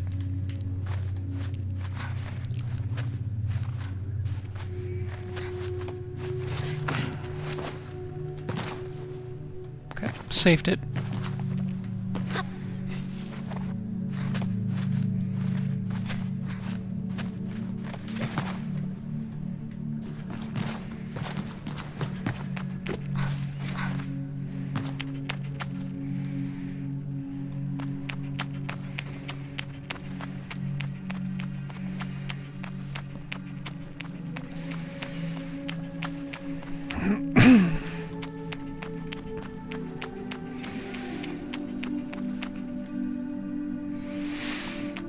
An archer.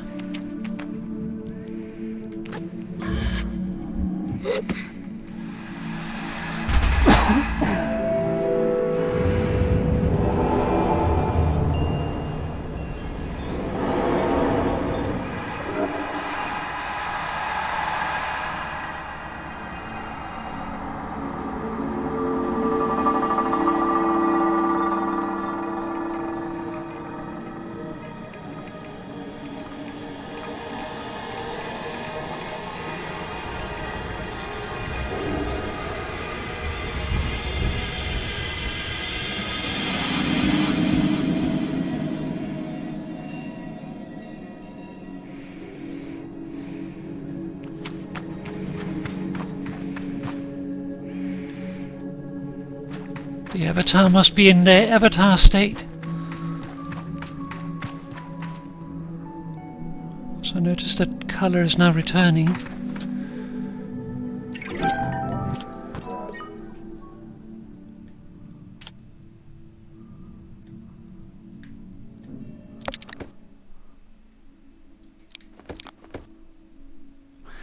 A blank-looking mask worn by all children of the dunes. Most kids customize theirs for fun, but more traditional clans frown on that sort of self-expression. Ibeksi mask. A mask worn by those in the Sand Sea made of bone. The ones particular to the Ibeksi are made from the skull of a mountain goat.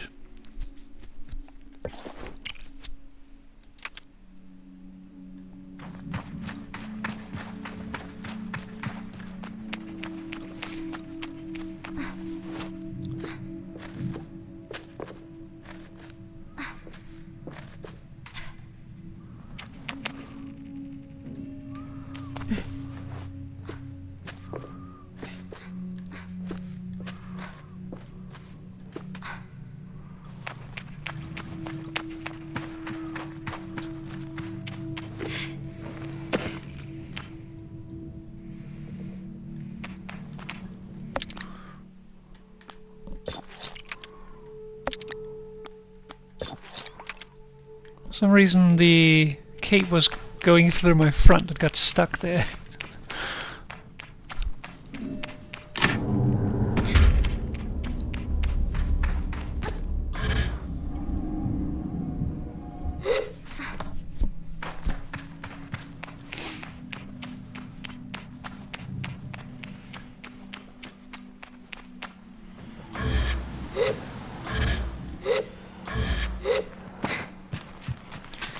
The campfire is off.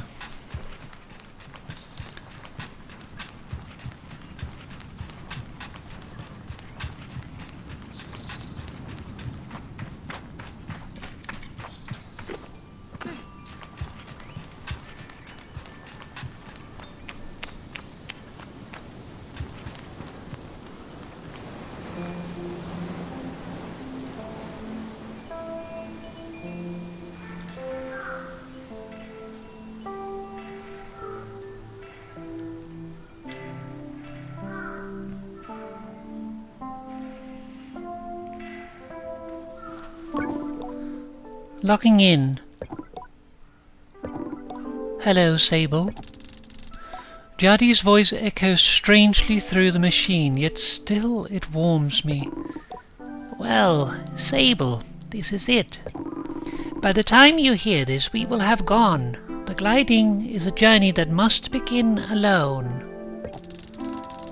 There's a certain nuance lost in transmission, and for that I'm grateful. It would be far too much to hear the cracks in her voice and not run weepingly into her arms to stay forever. But I am ready, and so I close my eyes and listen.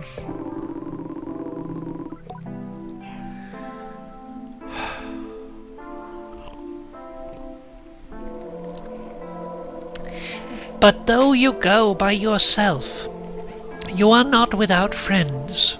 You are not without family. You are not without love. Those things you will always carry with you as you do your mask.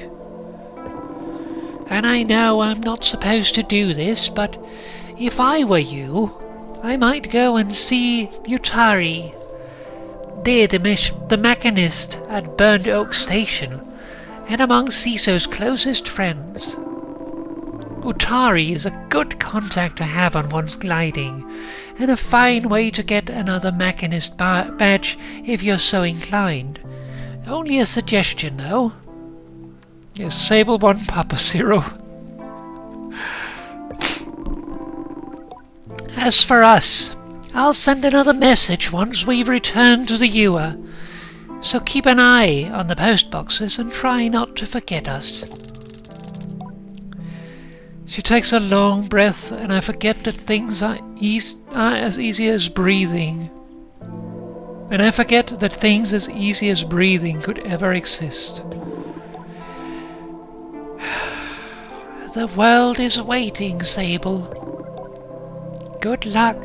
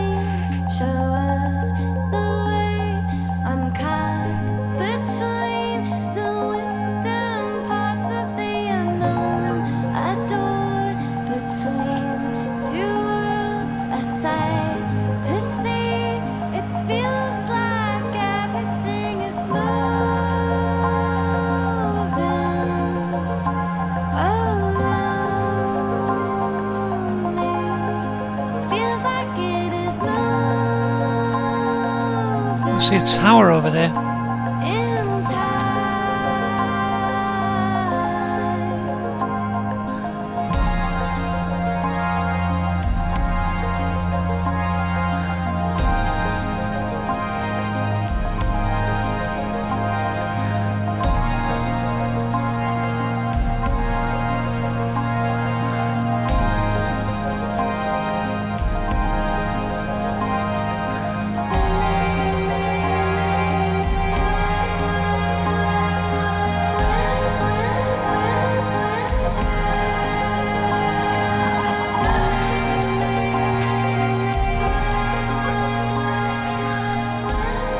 North to the Dunboyne, east to the Ewer, southeast to the Wind Tower, and northwest to Burnt Oak Station.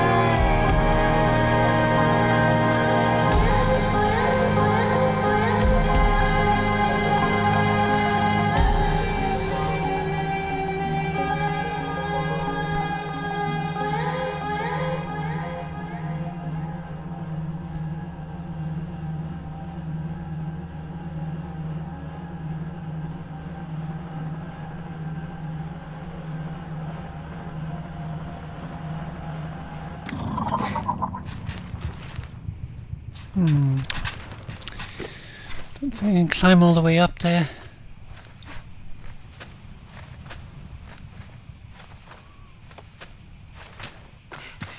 Oh, just barely.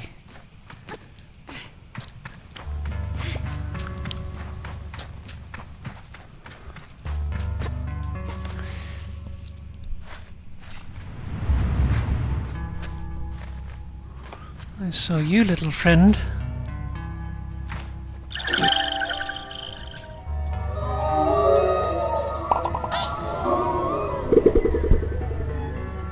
I'll see that ship over there. First I want to check out this cliff. Oh, and there's a cave.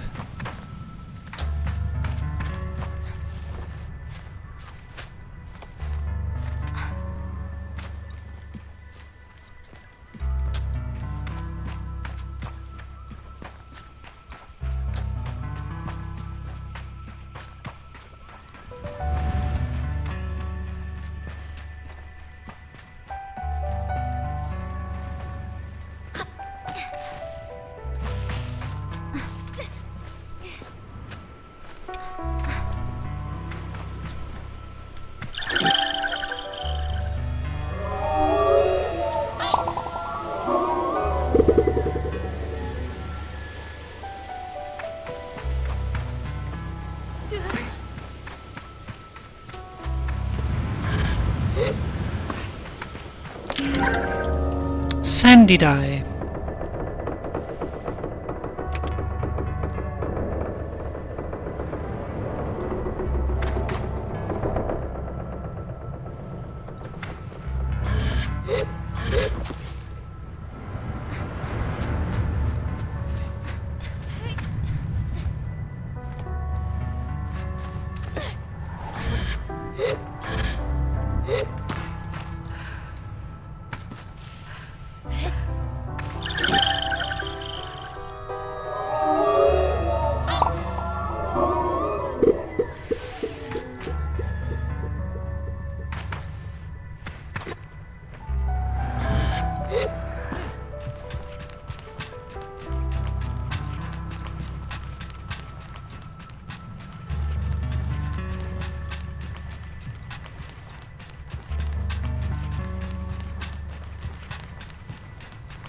See another friend.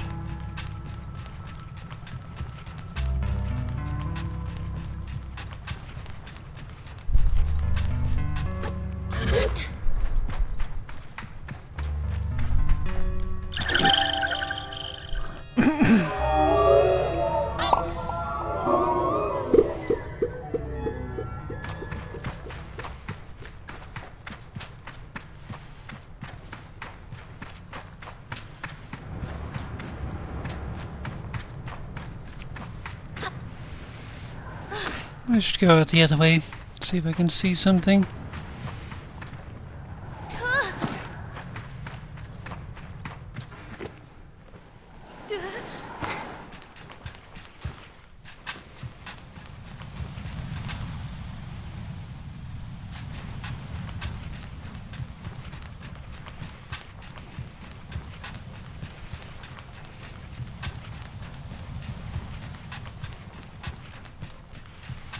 Looks like we have a cartographer there, and over there I'm not sure. That could be the... I guess that's a burnt oak station, considering it looks like trees. So maybe let's set for the cartographer, see if we can get a map, and then head for the burnt oak station.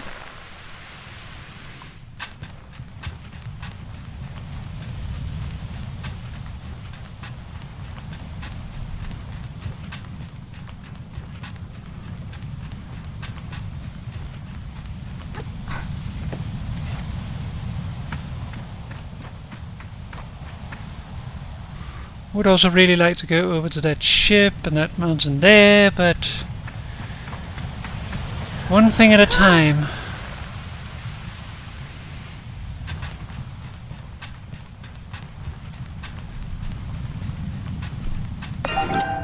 Sunshine butterfly.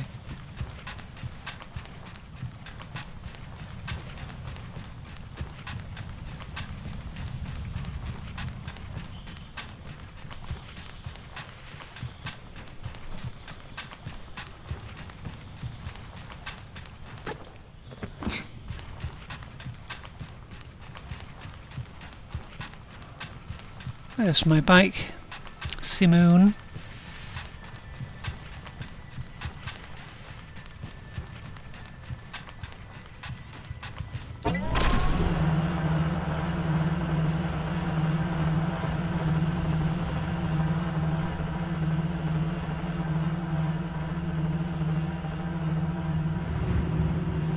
There's also something over in the distance there with some glow to it.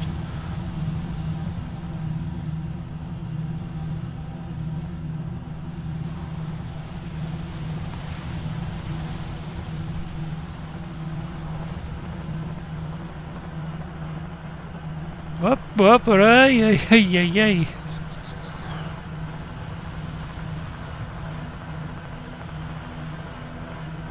Let's take a quick look around this area before we go up.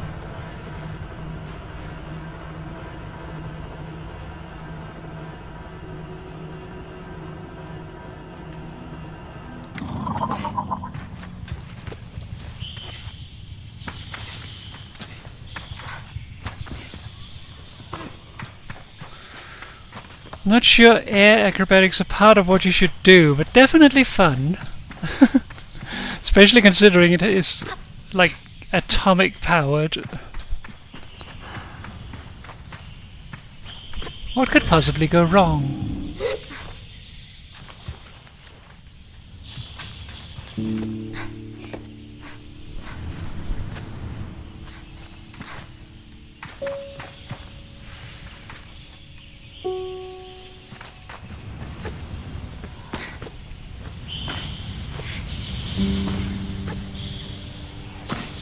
Can't seem to sit on that.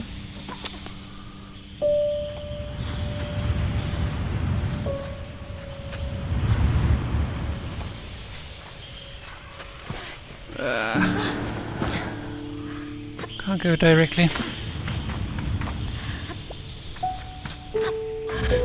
It's fine.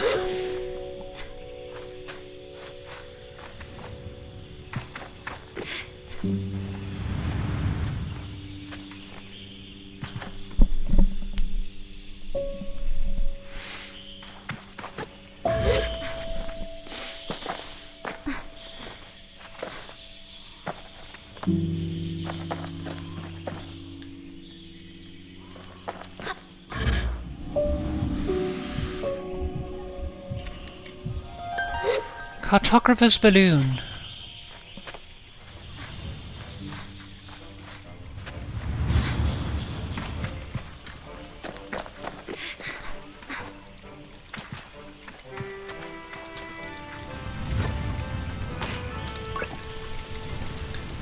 I greet the cartographer shyly, a little cowed by how alone we are up here and how intimate that sometimes feels despite it being so much a part of my gliding. She responds with what sounds like a warm smile. Hello there, glider. Thanks for taking the time to climb all the way up here. Surveying gets a little lonely sometimes, you know. I tell her I do, given how lonely I can get on the sand sometimes. I hope Simoon doesn't hear. So then, what is it you need?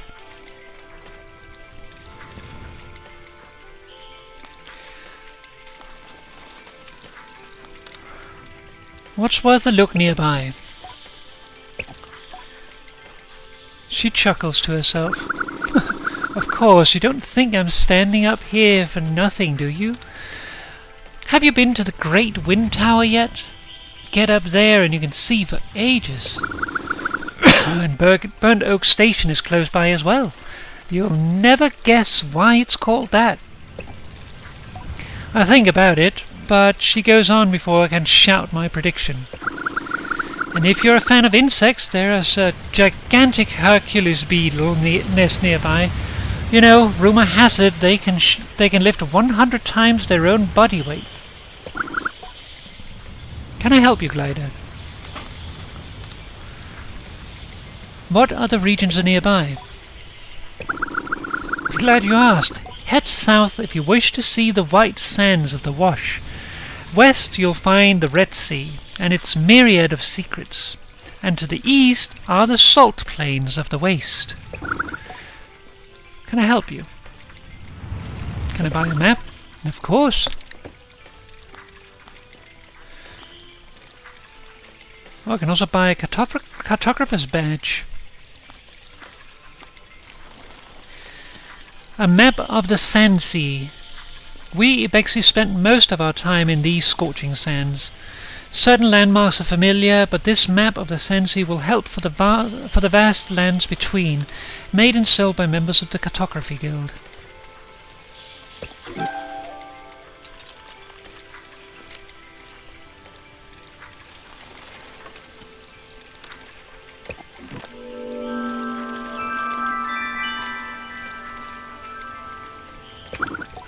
Thanks, glider. Goodbye.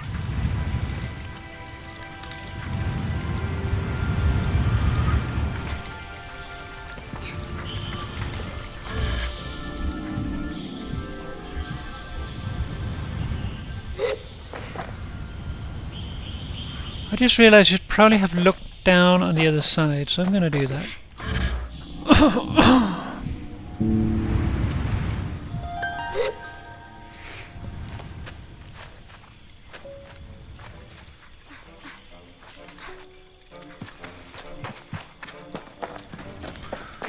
You see, that over there looks interesting. Looks like some kind of, I don't know, spaceship or something?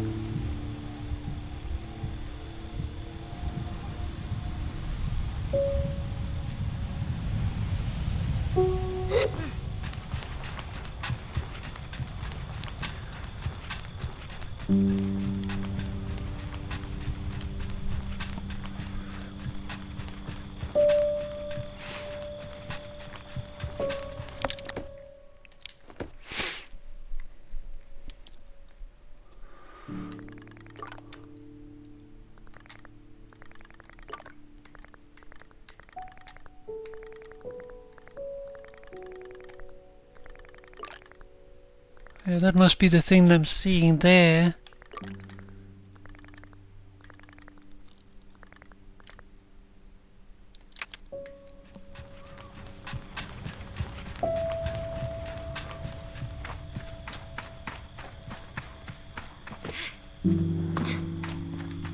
Okay. Now where did I leave Simoon?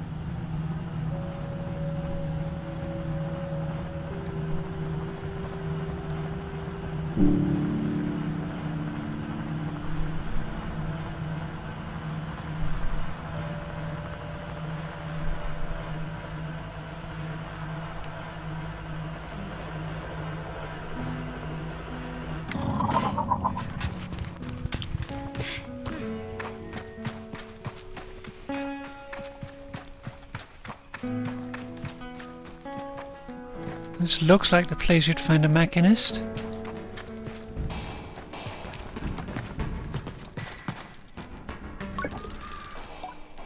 It is a challenge not to view scrappers through quite a romantic lens.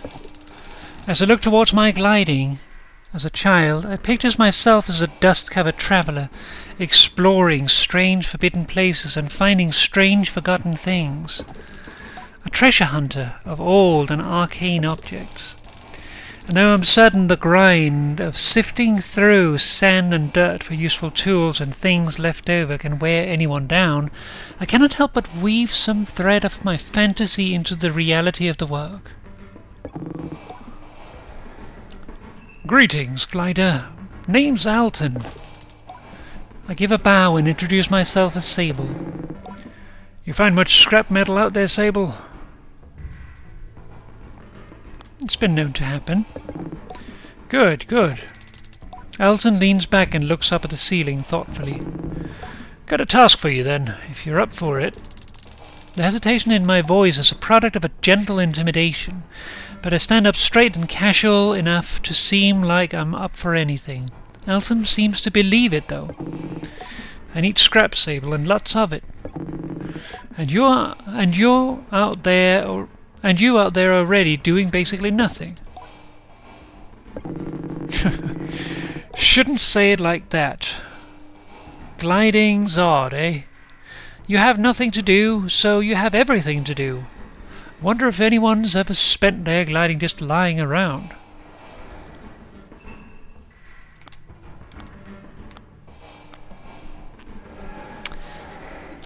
This is not wrong. Like, when I go on vacation, I need to be out there and, like, experience things. I don't lie around on a beach, soaking up the sun. That is the worst. We once went on a vacation which was decided by my niece, and she had gotten tired of the exploration all the time, and she just wanted to have a vacation where we would be relaxing. So we went to a place where there basically was nothing to see. So, like, we saw everything in less than a day, and then there was nothing. And I was so bored. It's like, why am I on vacation then? I would die. I tell Alton that I would probably wither away if my gliding were anything so dull, and that my sun-bleached skeleton would be found on a rock passed away from boredom. He snorts a laugh, and I laugh too, and so he doesn't know about the shrieking half-second I spent in terrified contemplation of my mortality. Better not to mention it. He clears his throat. Anyhow, the task. Let's see if you can understand this one, yeah? It's a bit complex. I tell him I'm ready. Go out, find scrap, bring it to me. What sort of scrap? All of it. Big scrap, little scrap, medium-sized scrap. If it's made of metal and it's too busted up for anything else, I want it. Think you can handle that? I tell him I'm happy for any reason to explore and that I'll return with everything I find. I say goodbye to Alton. Alton barely looks up at me. Got any good scrap? Not yet. Yeah, well, sometimes it's like that. If you do see anything, I'll be waiting.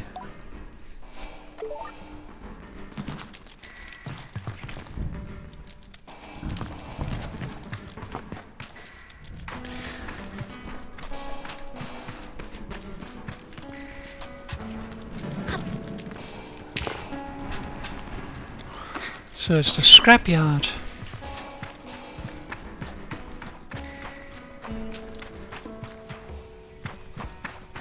Oh, who are you? Wait!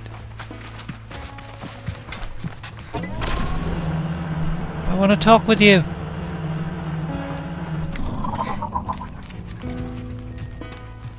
Oi! Oi! Oi! Where are you going?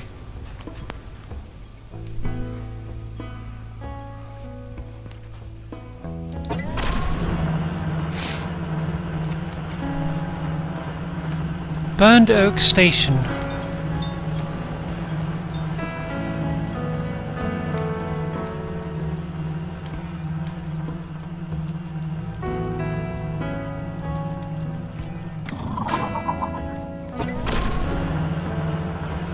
was looking for this, what is called the shadow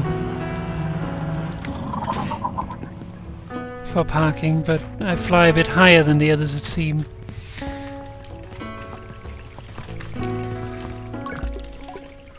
The machinist looks me over. You're late. Oh, you're late. For what? For our meeting one another. You ought to have come here sooner. I asked the machinist how they know me.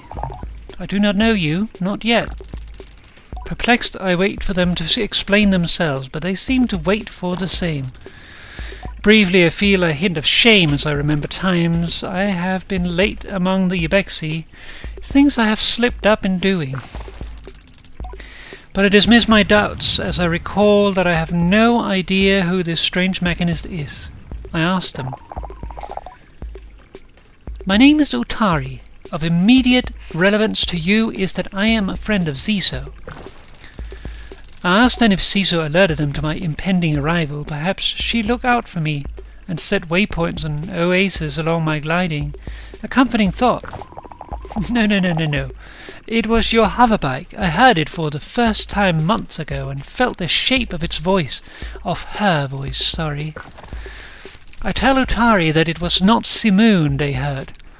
For Ziso and I only built her a few days hence. They waved their hands at me in a hurried dismissal. Did Ziso teach you so little? The voices of our machines are eternal, more ancient even than their forms. I hear them, as I always have, and yours I thought would revisit me sooner, but here we are. Now let us speak of why you have come. Our needs converge atop the wind tower.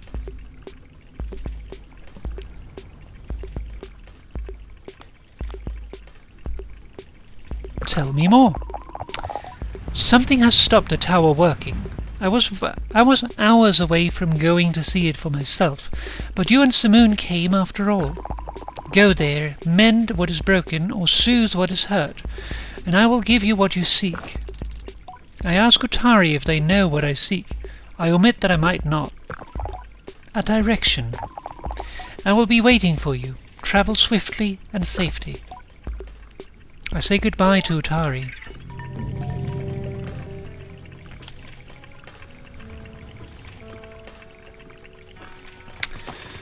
Okay.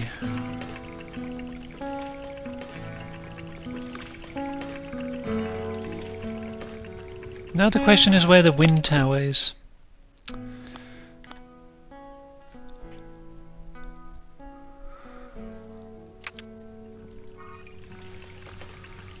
In that direction.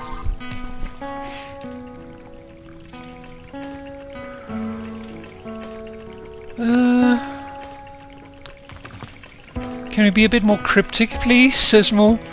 What do Moo think? Should we look around town here some more? Narrow stalk fig. Undoubtedly my favorite fruit. The first thing I would ask for when we pass traveling merchants with the Ibexi. Should we look around this camp more, or should we do that when we return and go to the Wind Tower now to solve the issue?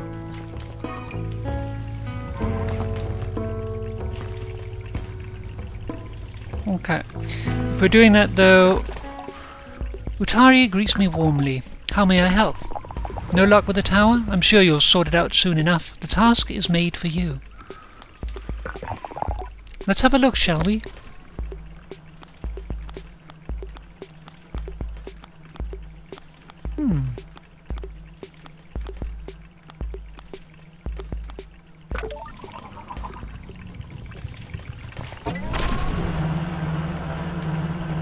Let's park our bike again.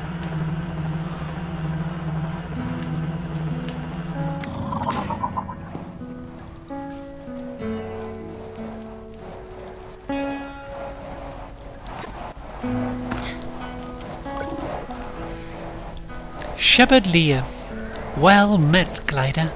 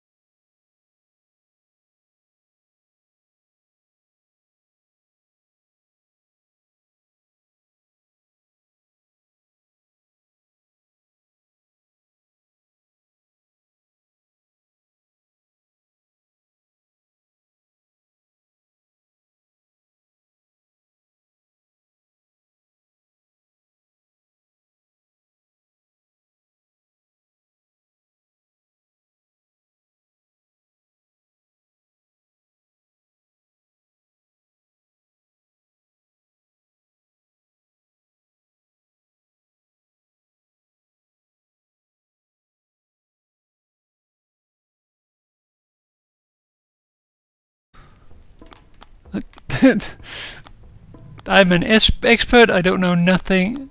I know a little bit. Well, not sure if this is part of that little bit, but larval husks are what gets left behind when the beetle larvae grow. Beautiful, really tough casings. If you don't mind, I'd be grateful if you could collect some for me. The type I'm looking for are Hercules beetles. You won't need to go far, but the nest is guarded by the mother beetle. You're going to have to find a way to get past her. I tell her I'll do my best. Anything else I can help you with?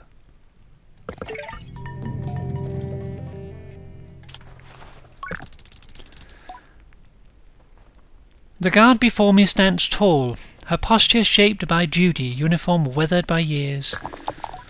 Hello there, young glider.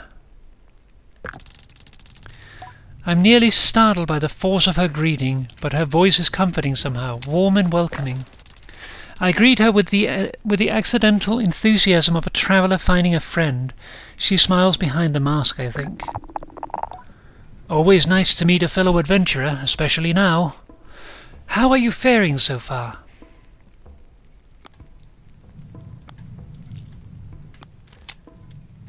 I need sleep. I've never felt more free. Oh, how lovely that must be. I might normally be a little jealous, but my circumstances are opening right now. I'm about to join you in that blissful freedom. I think about the balled-up fabric and smoothed-out rock that will make my next pillow, and many to come. My neck aches faintly at the thought of how many nights I'll spend this way. It's possible I'm romanticizing it a little. You see, I'm getting ready to leave on my second gliding. She reads the confusion in my silence. Did no one tell me of the second gliding? I suppose it isn't a real second gliding, but it's how I'm thinking about it. A chance to see the world again and how it's changed. I am an Ecrine guard, you see, or I was an Ecrine guard. As of 3 days ago, I'm officially retired. You should have seen the way the others looked at me. There is a laugh in her voice. All of them were so baffled to see me go, telling me how much I'd missed the big city. A few of them even felt sorry for me, like, what would I do now that my life's purpose is complete? Can you imagine? I try to, but I can barely muster a view of my purpose's start, let alone its end. I shake my head. I said, "Thank you all for the strange condolences, but tomorrow marks the first time in decades that I'll wake up in the morning and have absolutely no idea what lies ahead. And I've never been more excited. Don't get me wrong, I've loved my work. I even loved the noise and the trouble of Ecria. But I've spent enough of my life standing around looking hard. It's time to explore." Her glee is infectious. I ask where she'd like to go. I'm heading to the Badlands, I think. I want to see the Bridge of the Betrayed. If you haven't already, you should definitely go see it yourself. You'll want the northern Badlands, southwest of here. I'm not trying to keep the directions in mind. Elizabeth gives me a little tap. Maybe I'll see you up there.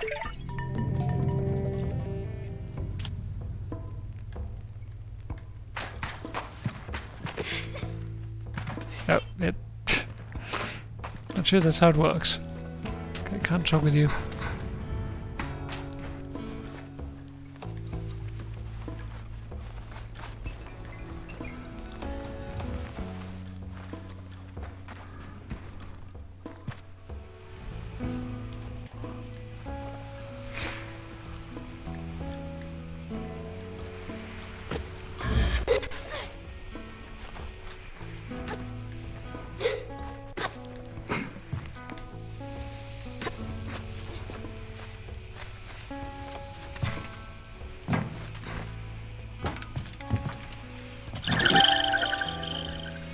I wonder what that light over there is.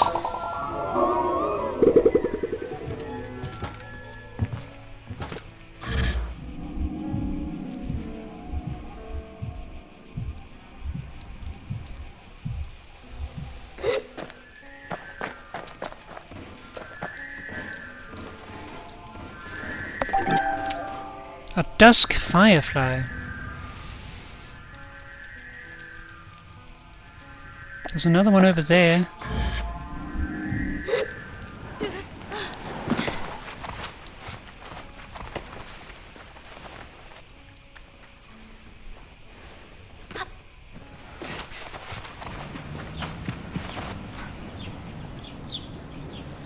Oh, but now it's gone.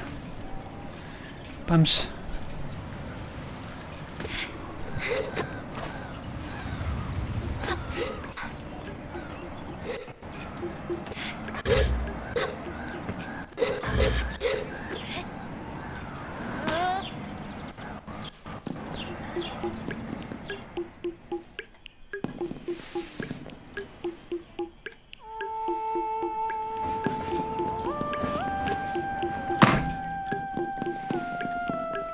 I'm sure that'll be relevant later. Beep boop boop boop beep. Beep boop boop boop beep.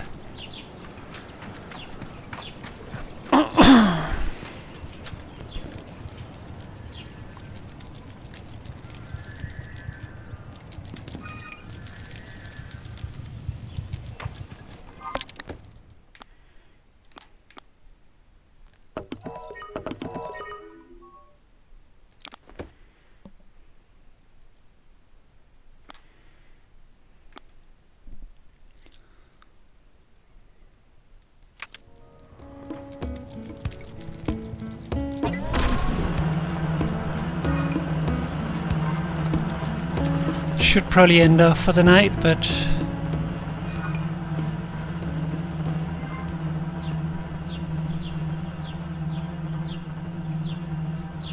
could also try to help the mechanist. Whoop, up, up, up.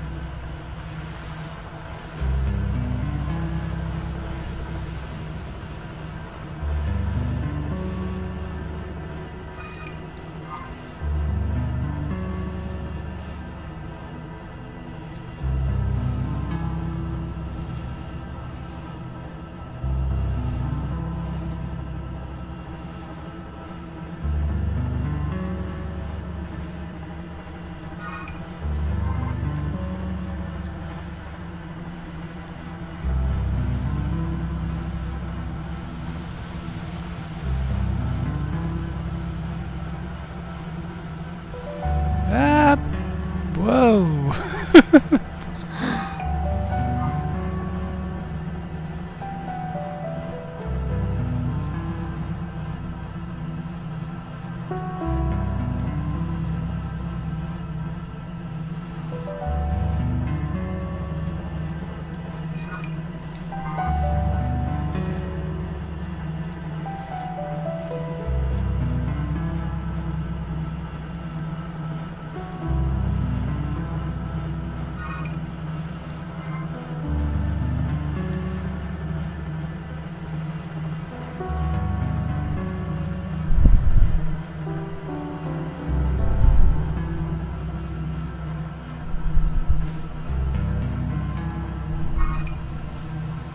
I have a feeling that that is the wind tower. That is fucking huge.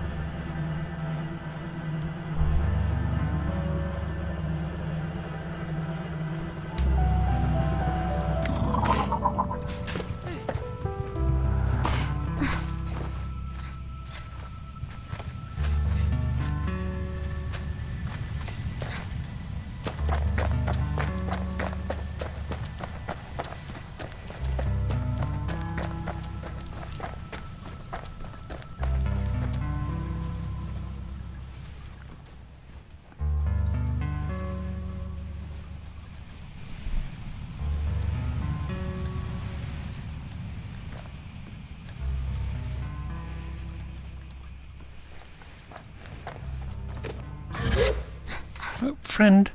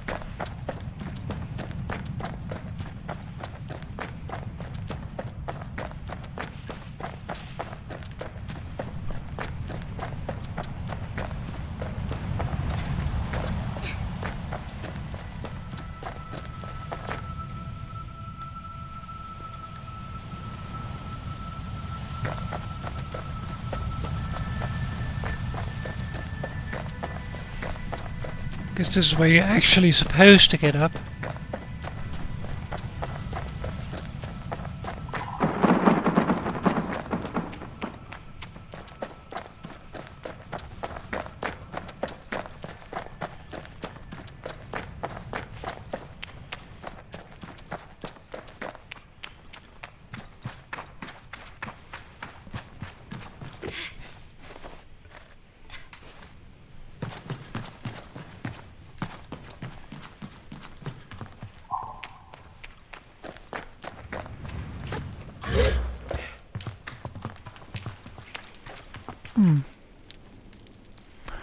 Fire usually means someone is here.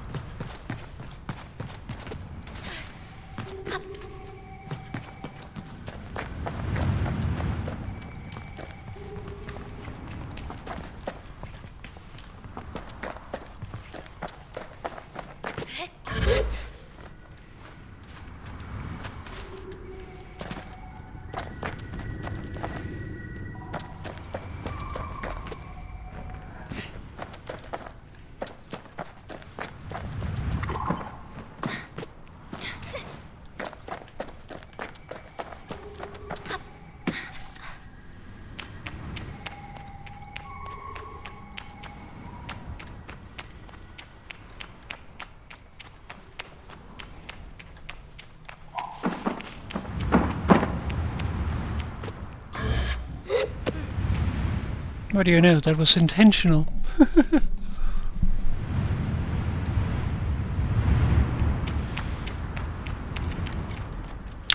The wind tower.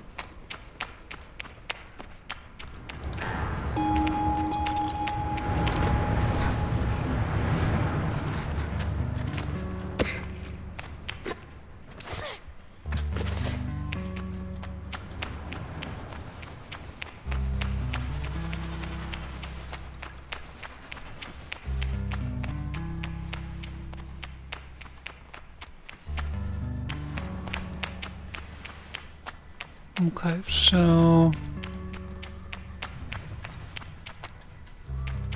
Okay, so came back that way, went down the right, closed door.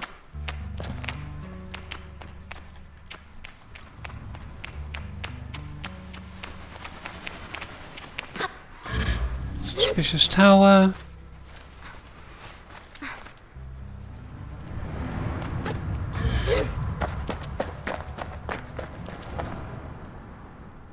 There's a thing up there.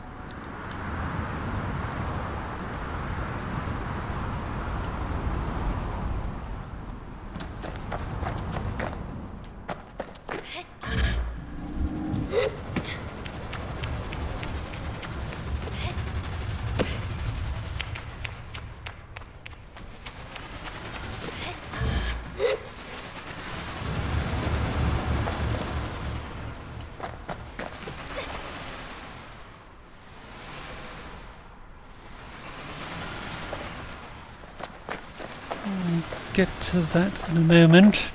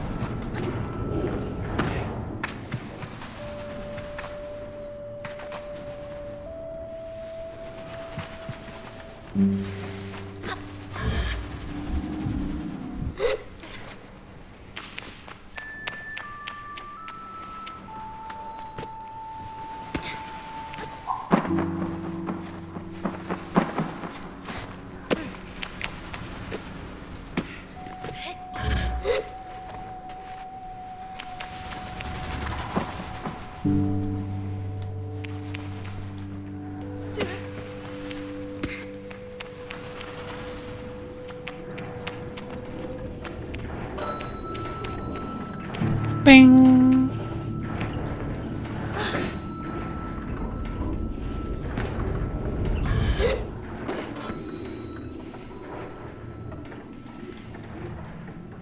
There's a chest there.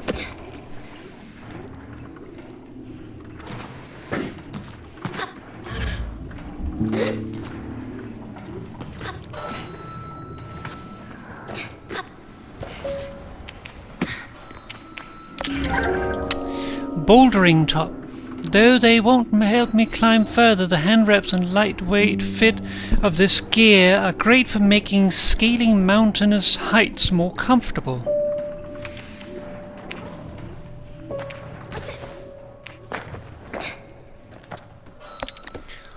Let's try them on.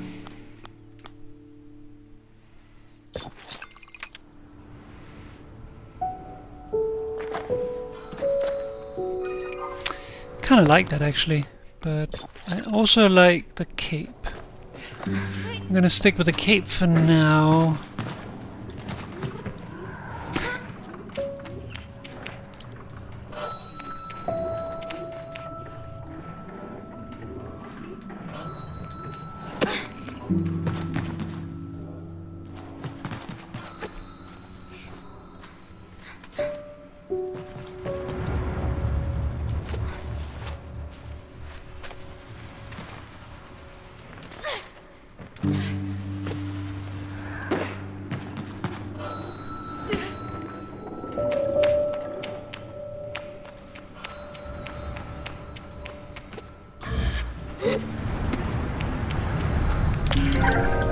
Machinist's top.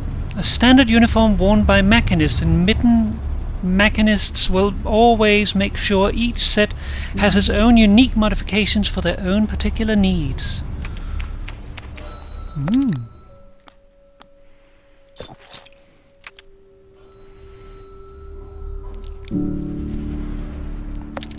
Nice.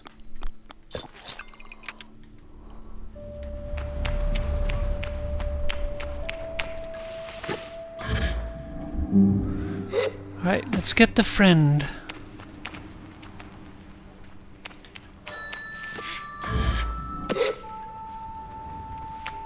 If we can. Honestly, we might have to go from over there. Otherwise, I'm not sure we can make it.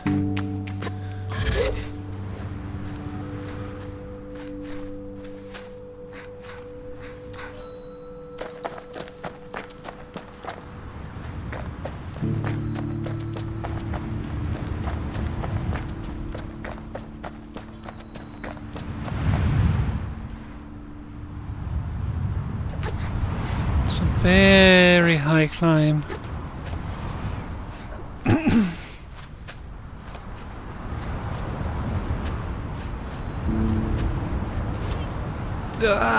Just barely.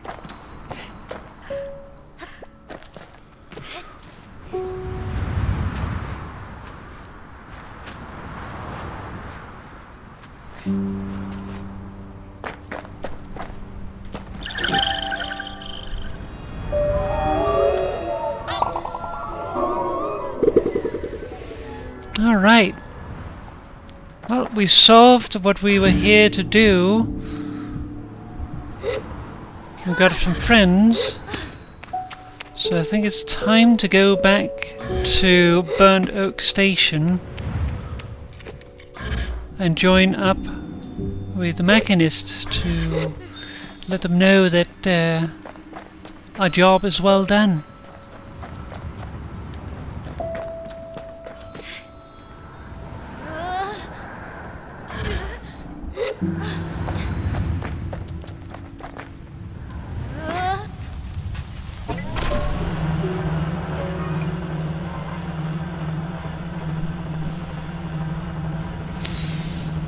And once we get back there, we will call that an evening, I think.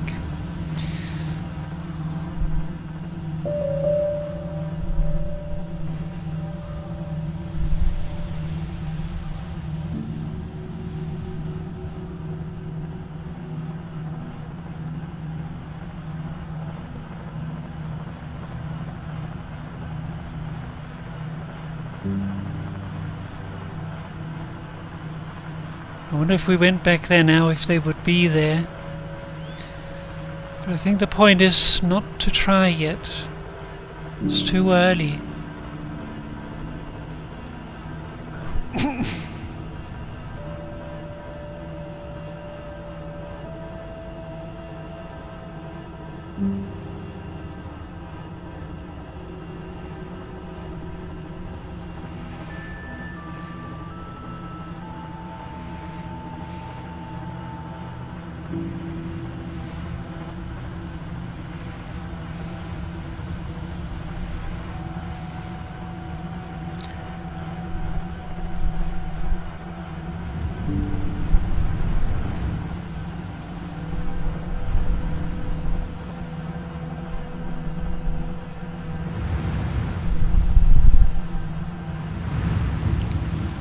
So, I hope that you agree that a game like this is a fitting tone for the new year.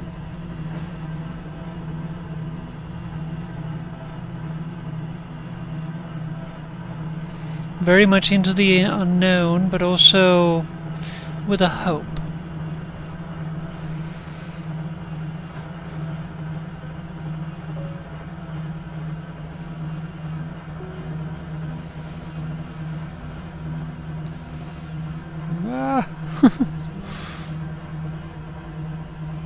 And aerial acrobatics. Every new year requires aerial acrobatics.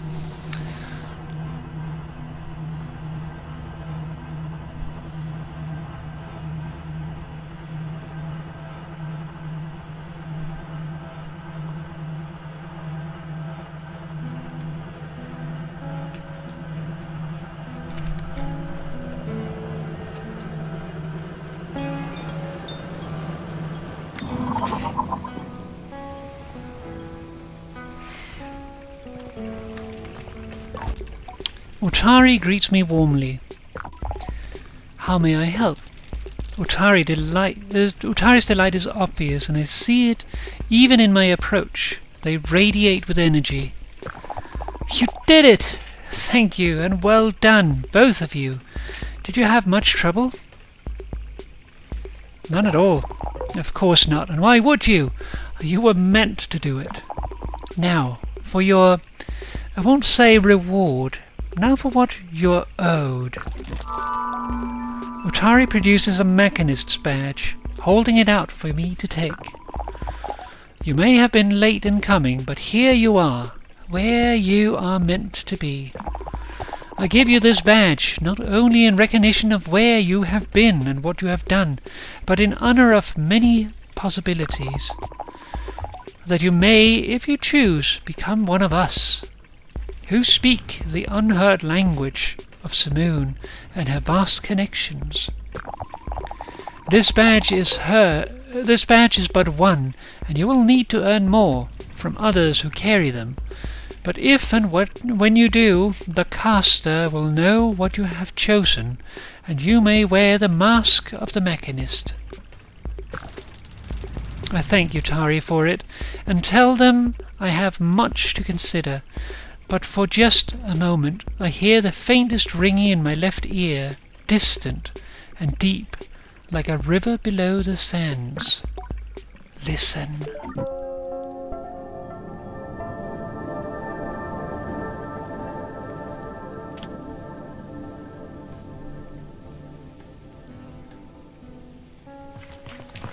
Also, that baobab tree there is very suspicious.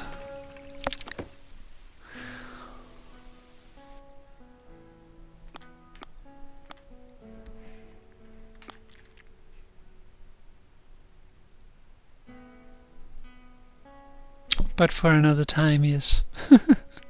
Ooh, what's this? Oh, what's this? I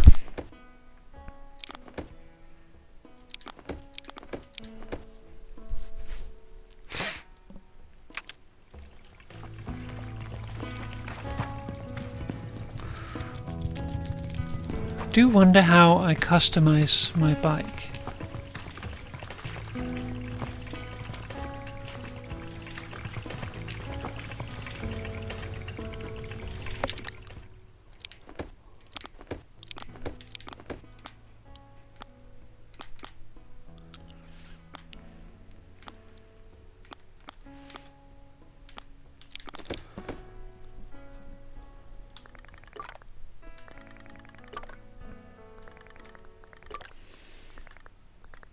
Because the other tower was not marked.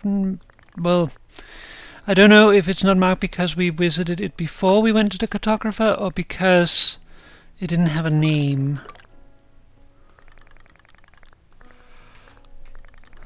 Either way, there's probably not that much reason to go back there.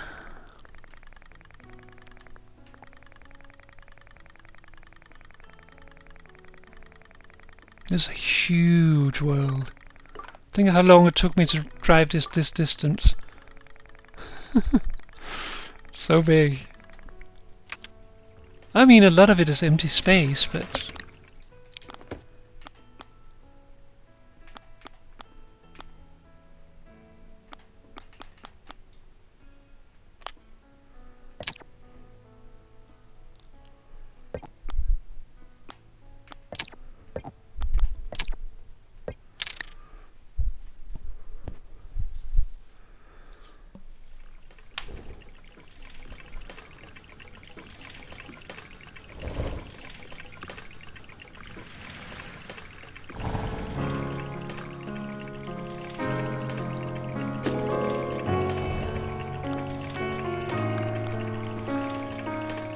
So, that is the first part of Sable. Plenty more to explore, a lot more to experience, mass to earn, possibilities to unlock, and eventually a decision. What future shall we choose?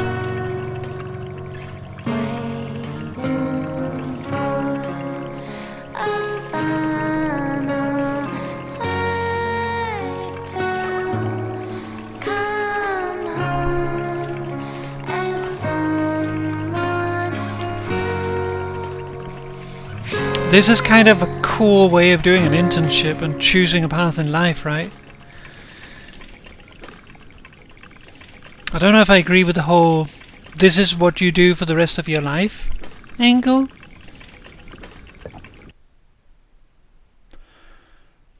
But really cool that you can just go and try stuff out and people just accept it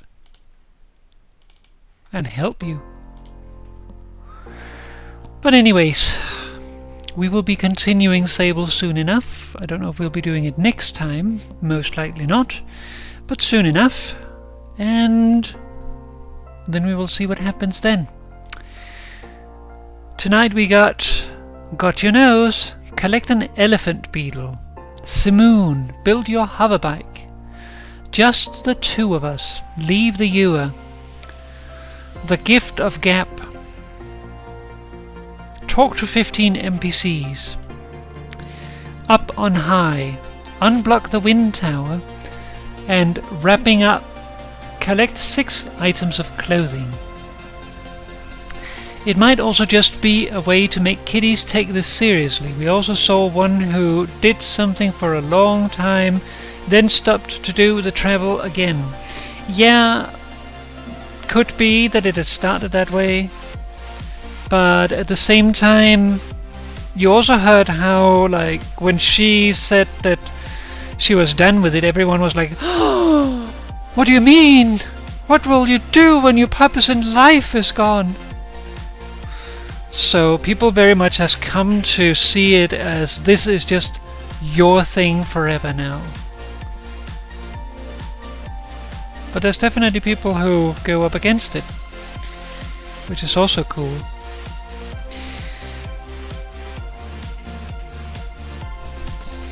Alright, I'm gonna get going before I start yawning my head off, because I just started.